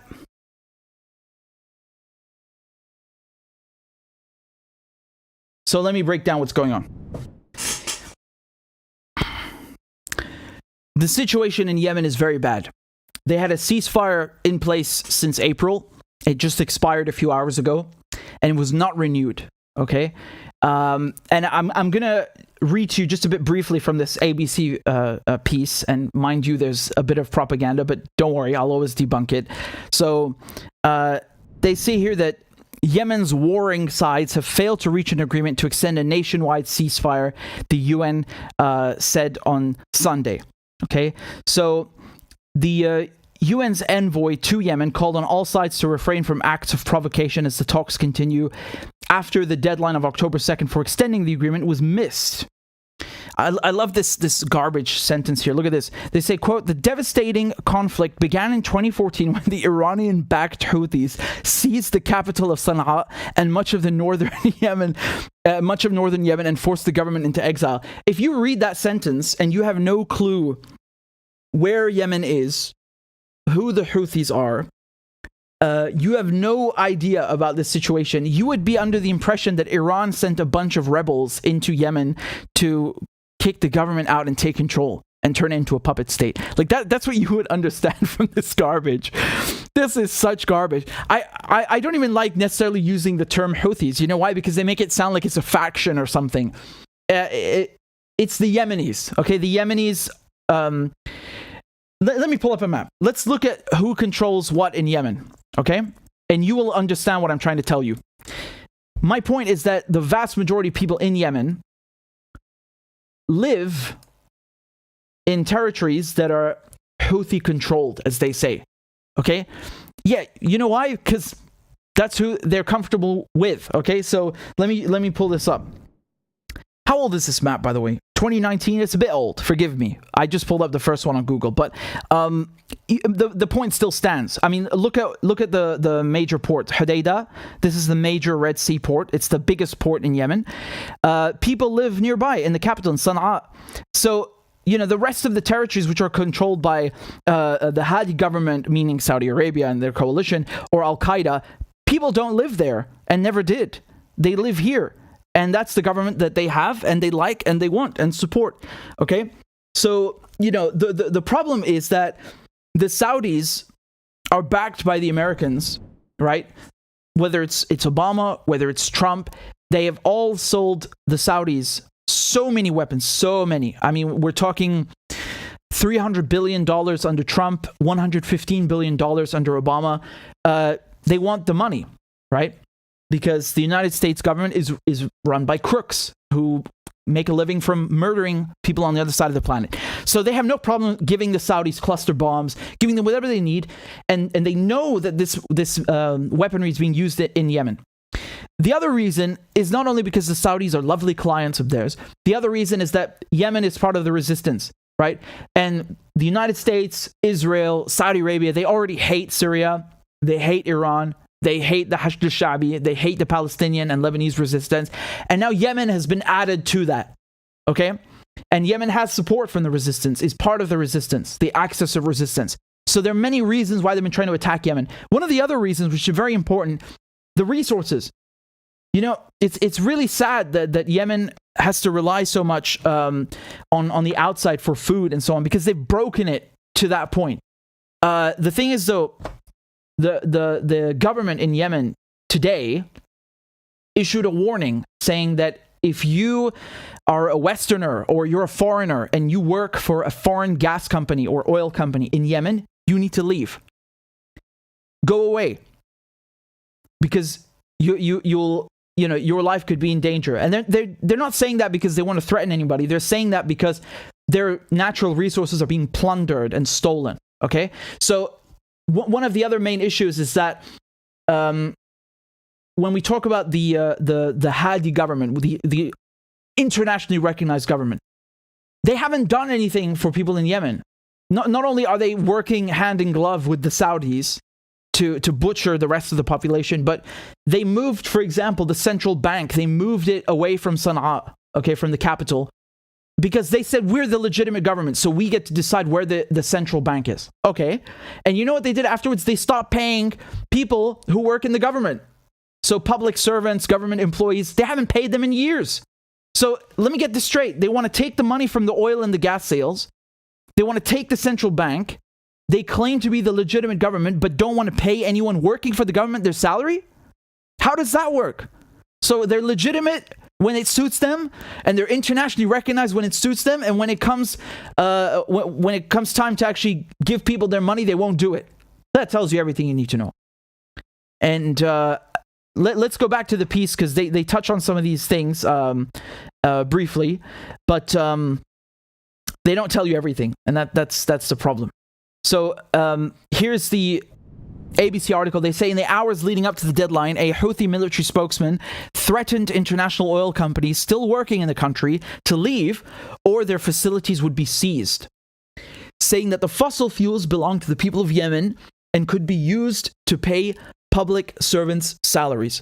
So, okay, a couple of points there. Let me get this straight. I can give you the Russians as an example. In Austria, they came up with an excuse to seize facilities that belong to Gazprom, which is the Russian state gas company. They said that according to this new law, you have to stock the gas reserves to at least 10%, otherwise the government can seize it. And they did this arbitrarily just so they could take it away from the Russians. And fine, they made up this rule, they made up this law, and they applied it. Okay, so that's Austria. Let's look at the EU. The EU said no more Russian gas or oil, and that's it. Fait accompli. My point here is that you have the EU, you have Austria, you have European countries, Western countries who make it very clear you play by our rules or you get out of the country, or we will take your stuff. And when the Yemenis do it, when the Yemenis say you stop stealing our resources and get out, or we seize your facilities, that's a threat. It's not a threat. It's the law. It's their right. That's their right. It's not a threat. When you go to someone's country and steal their shit, you're the threat. So this wording is so disgusting, honestly. It's so disgusting. And they try to frame it like the Houthis are being violent or something. Complete rubbish. And look at this. This is very important, that they are going to use the fossil fuels to pay public servant salaries. That goes back to what I said before, how the Hadi government, the Saudi-backed government, is refusing to pay its own government employees and pay public servants. Fine. So they're going to find another way to do it, right? That's when you're not delivering. In the article, they say that April's truce had originally established a partial opening of the Sana'a airport. So again, Sana'a is the capital. And the Red Sea port of Hodeidah.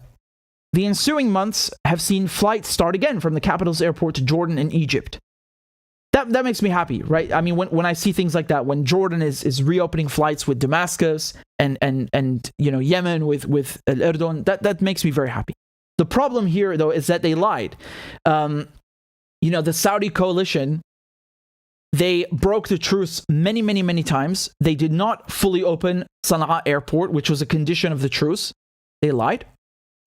Another condition of the truce was Hodeidah, the port, which is the biggest port in Yemen. And I published an investigation on this. Let me pull it up for you if you would like to read it. And I really think you should, so you understand how severe and serious the economic situation is in Yemen, and why the Saudi siege is just as deadly as the bombs. What happened is that what's been happening for the last couple of years is that the Saudis have been diverting fuel ships away from the biggest port in Yemen, right? So you'll have somebody trying to bring fuel into the country, into Yemen, and they go to Hodeidah because it's the biggest port and it's close to the capital. It makes complete sense that you go there. And the Saudi-led coalition, they would take these fuel ships and divert them away and keep them for a year sometimes, a year. And if you are you're using this ship, which usually doesn't belong to the people on board, right? They're borrowing it, loaning it. If you fail to deliver the cargo and give the ship back so it can be used by someone else or for another purpose, you have to pay a fine. It's called a demurrage cost. Okay, that's just what they call it in shipping language, right? In maritime trade. It's called a demurrage fine, a demurrage cost. And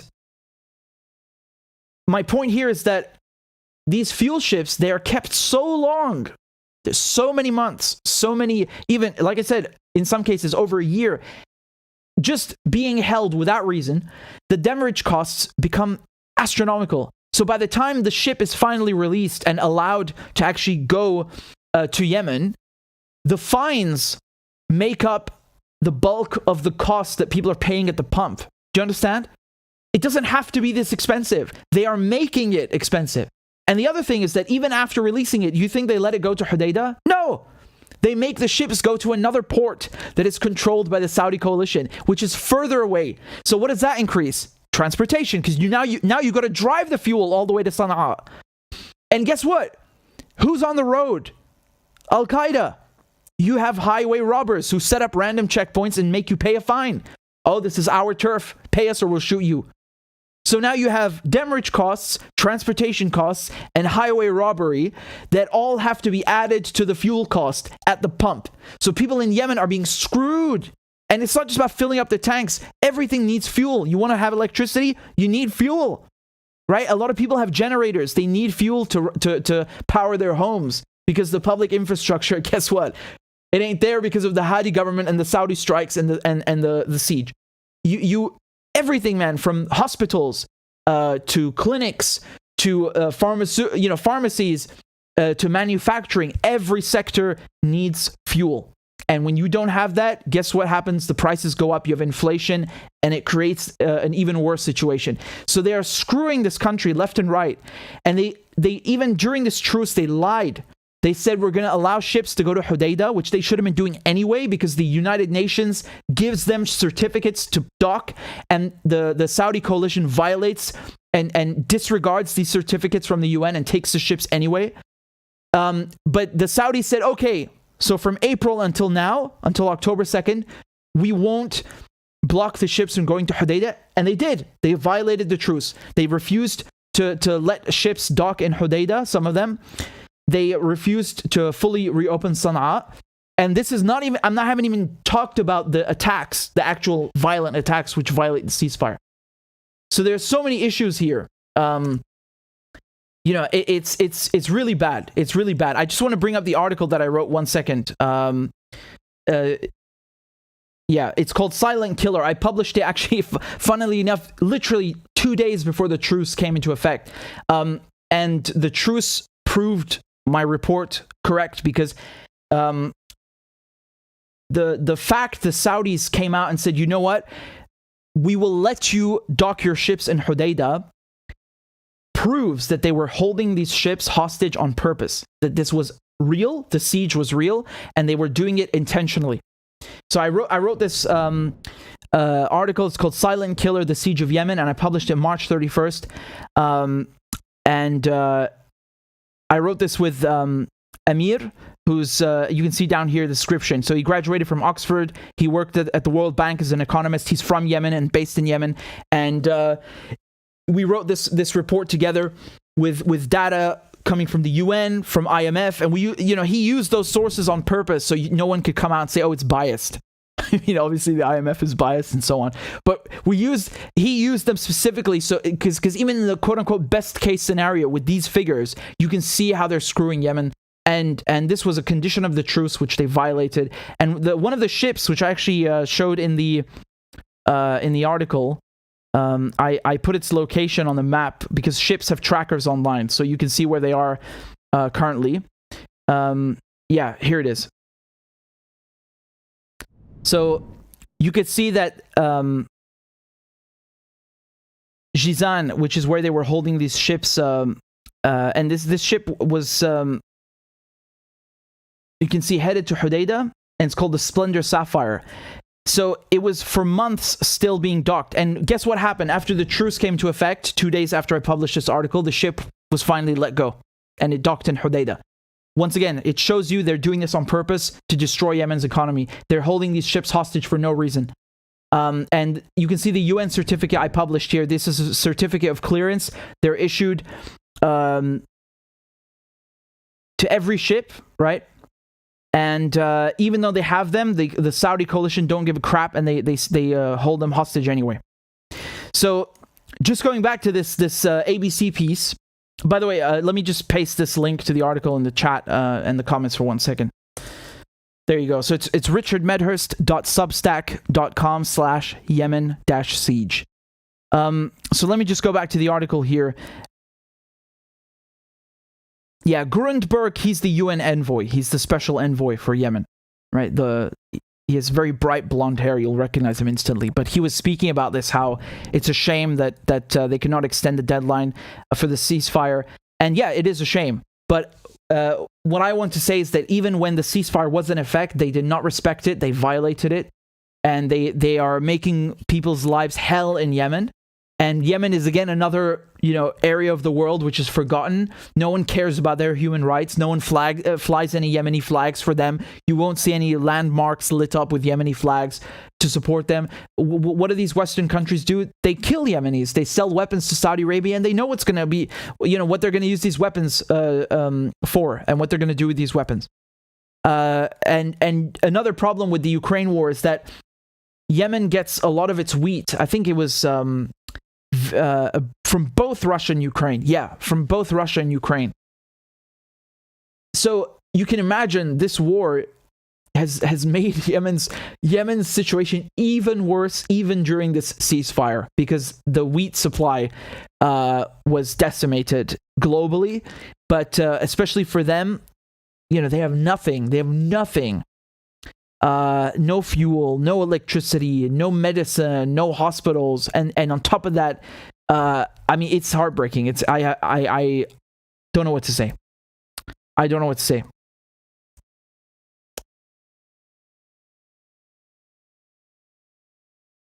There's a phrase from the Yemeni government. They said, I'm paraphrasing here, but they said that anything that happens after tonight, when as the deadline, as the ceasefire expires, no matter what it is, it's the fault of the coalition, the Saudi coalition. And they're right.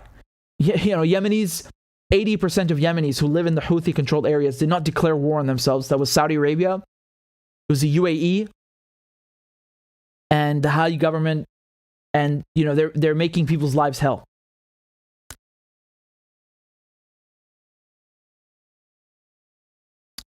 Just 1 second. Okay, so we've got a tip here on Rockfin.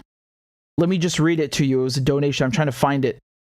This one was from Osama. Osama says, quote, "Better a cruel truth than a comfortable delusion." A quote by Edward Abbey.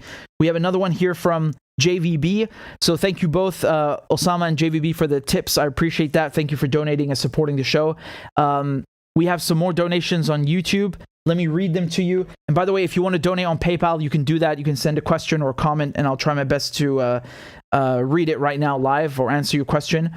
We have one from Mahmoud. Mahmoud says, "How long will Europe let us to use it as a pawn? The UN should be in China." Okay, so I don't know how many minutes ago you sent out what you're referring to, but, you mentioned China, and I'll reiterate what I said before.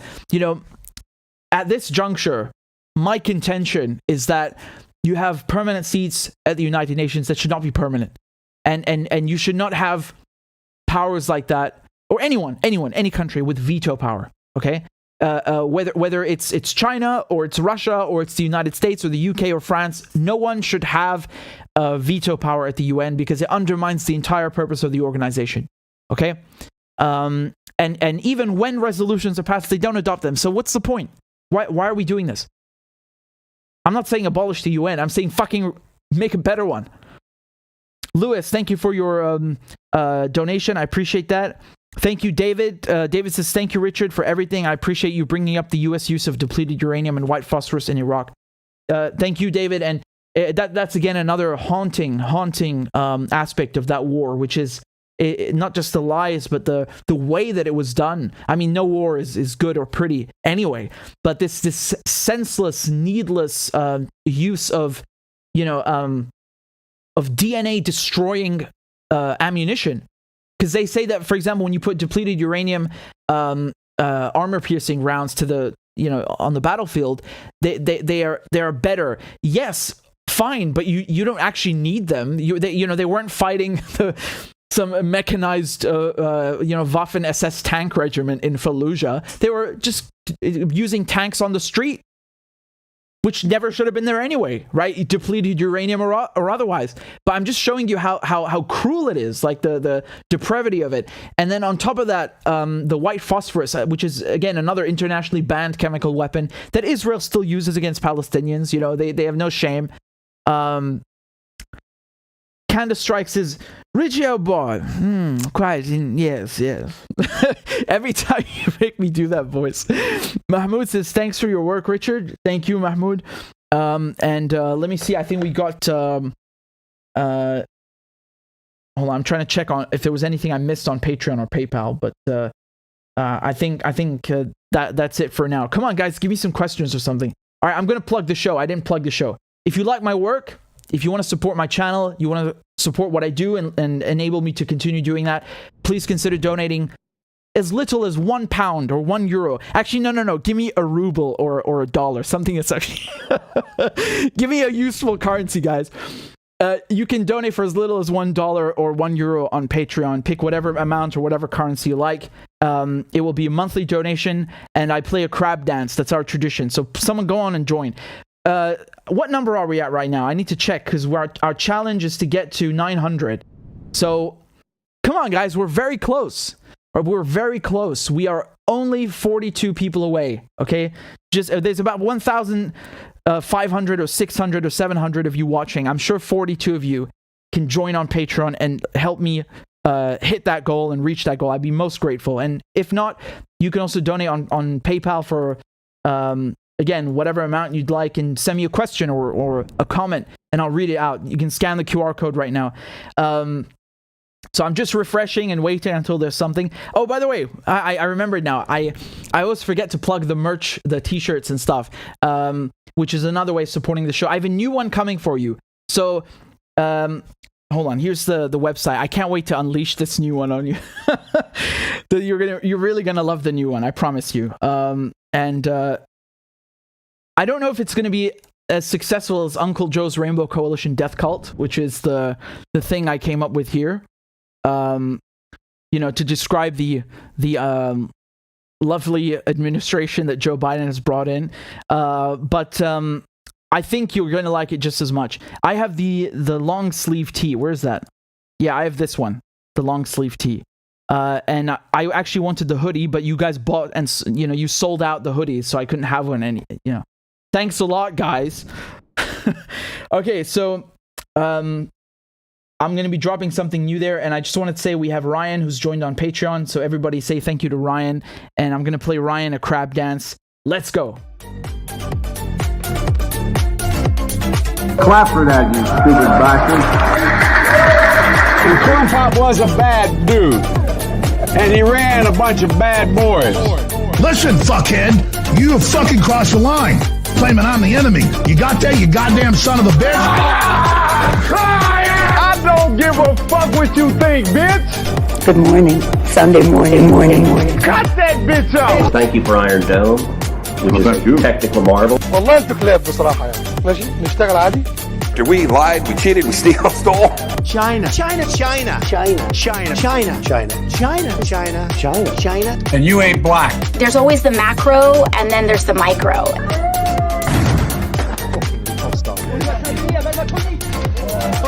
Do not come. Do not come. I'm gonna come. You talking to me? Ladies and gentlemen, I'll have 2 number 9s. Number 9 large. we got him. I know myself. I know it's not. I've fallen, and I can't get up.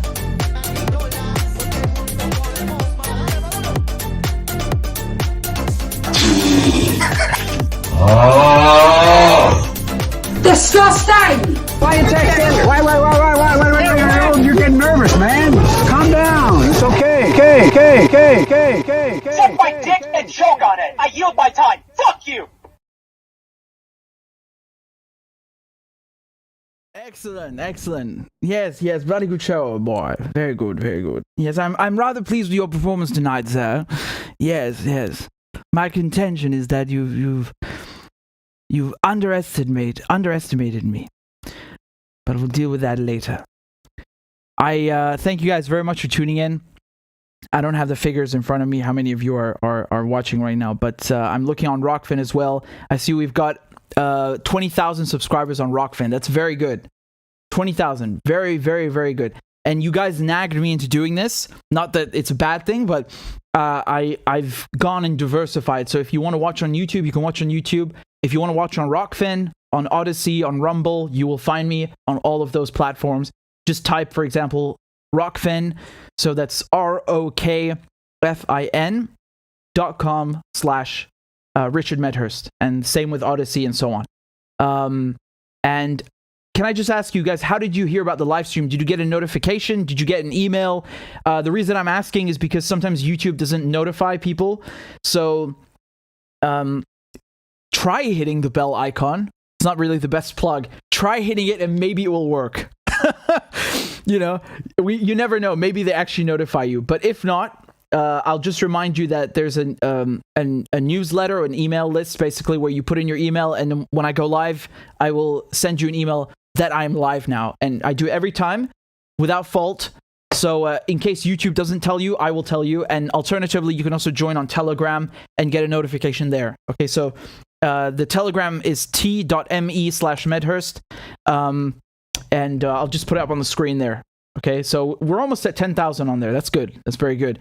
And if you want to join the newsletter, that would be richardmedhurst.substack.com. Yeah. Claudia's putting all the links below, so don't worry. And I'm going to spam them in the chat. Give me a second. One moment. There we go. So you'll find everything I just talked about in the chat. I'm just going through your comments. Give me a second here. Okay, so Sage Rage says on the homepage because I'm subscribed. That's good.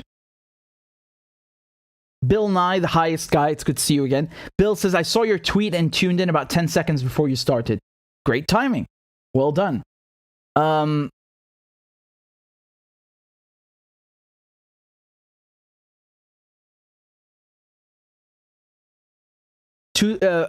Okay, so Flower says that they got a Telegram notification.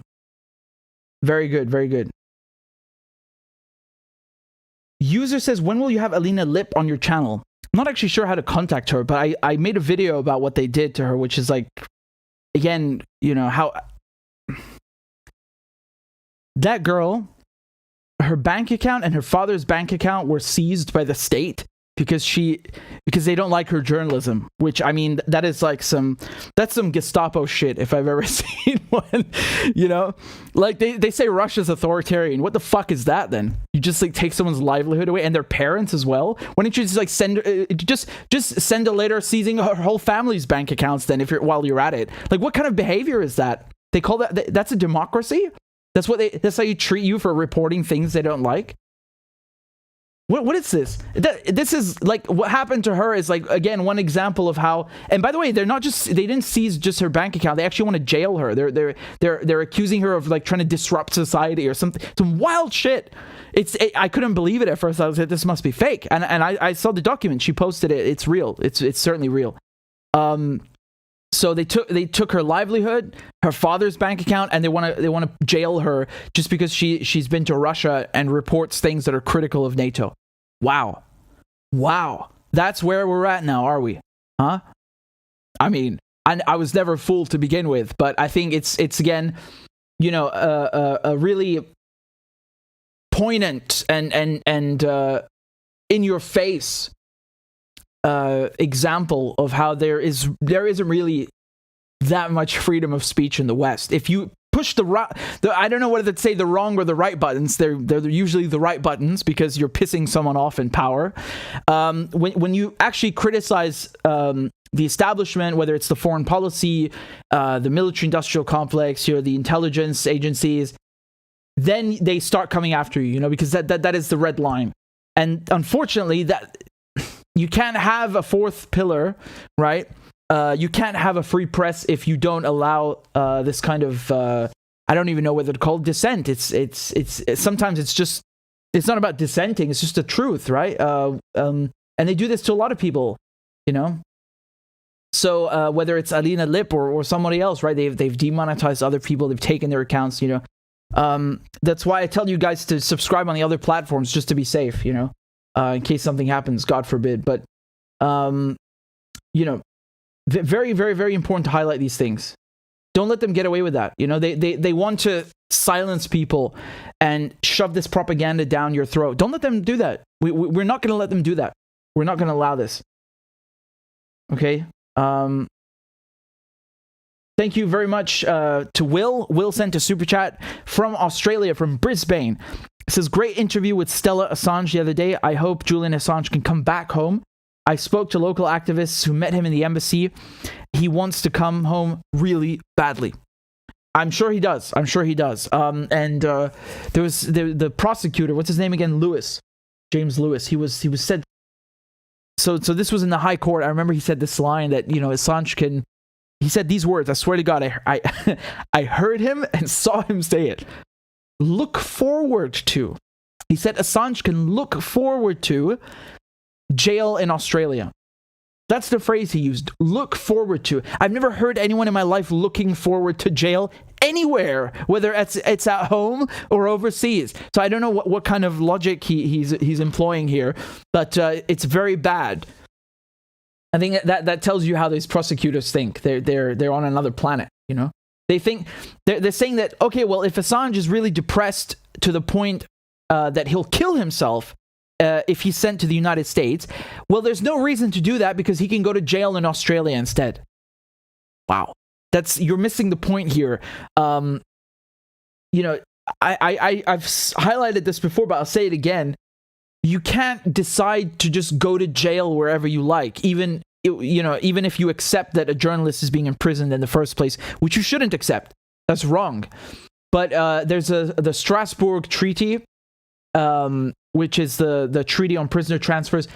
You have to finalize your sentence before you can be transferred, right? So if you go to, like, you know, let's take Assange, if he goes to the States and then he appeals the court, that could take 10 years just to appeal, right? So going up to the higher court and then to the Supreme Court, and the Supreme Court might even tell him, we don't want to hear your case. 10 years. And on top of that, Australia has to say, yeah, we actually want to take him in and put him in jail here. They have not done that. Otherwise, every country would just be sending prisoners wherever they want, right? You could just dump prisoners on someone else's shore. It doesn't work that way. So there are many, many things that they don't tell you, the prosecutors don't say, which they conveniently leave out, right? Thank you very much to Lana for the super chat. I appreciate that. And you guys have been very kind. And I'm very happy that you all tuned in. So that's why I was nagging you about please subscribe on Telegram or with the email list. So next time I go live, you'll be here and we'll have a nice chat with each other once again. Okay? Thank you guys very much for tuning in. I love you. Thank you for supporting the show. And I will leave the links to the Patreon and the PayPal below. And if you're new here, consider subscribing. Right? This is the spot for everything from Syria to Lebanon to Iran to the US to the UK, everything in between, international relations. You're going to find all of it right here. So thank you again for tuning in, guys. You've been very kind. I'll see you next time. Take care. Ma salame. Bye-bye.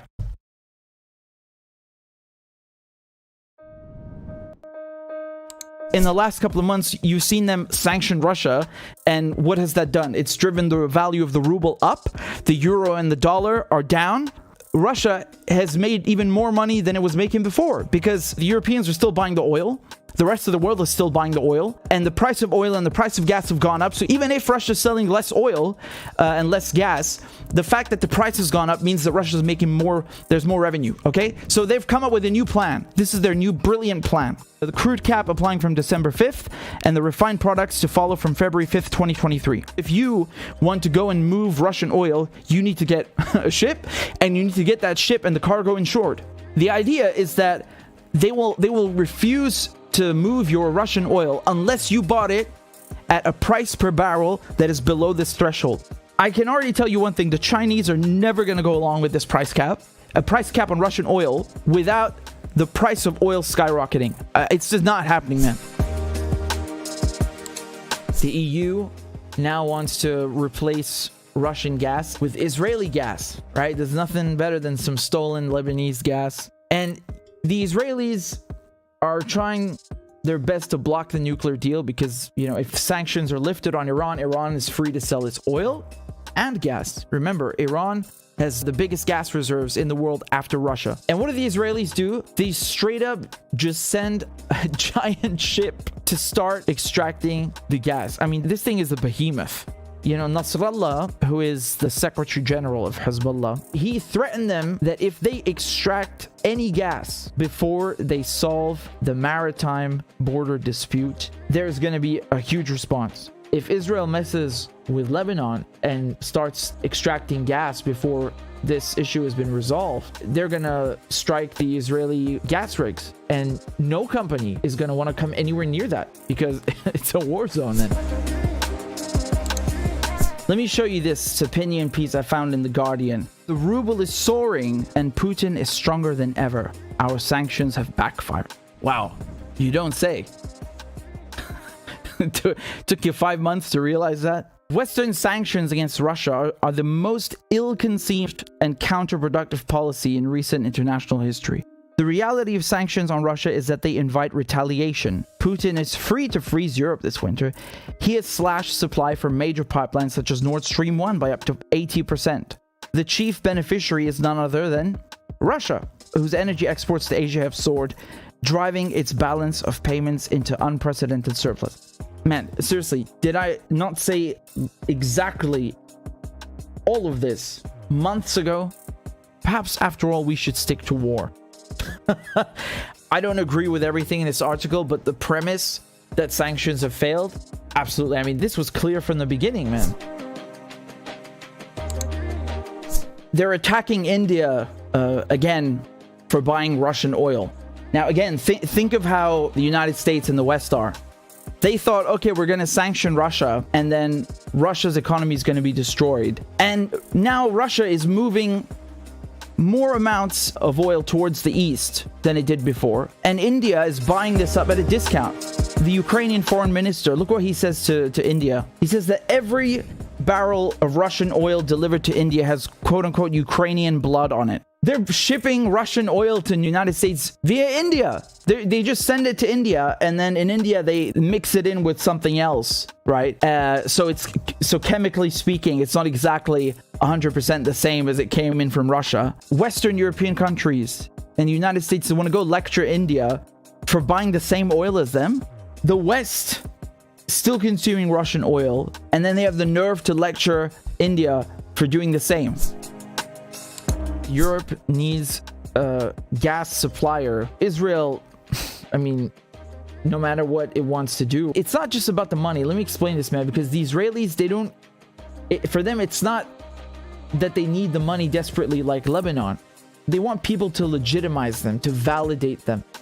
They want to have the prestige of being, oh, we're an official energy supplier to the European Union. Remember, when you're supplying resources that are so crucial, like oil, like gas, you know, this gives you power. It is power. And they want to kneecap Iran in every way, whether it's gas, whether it's oil, whatever it is, whether it's foreign investments. Remember how many companies lost billions that they invested in Iran? There is a serious will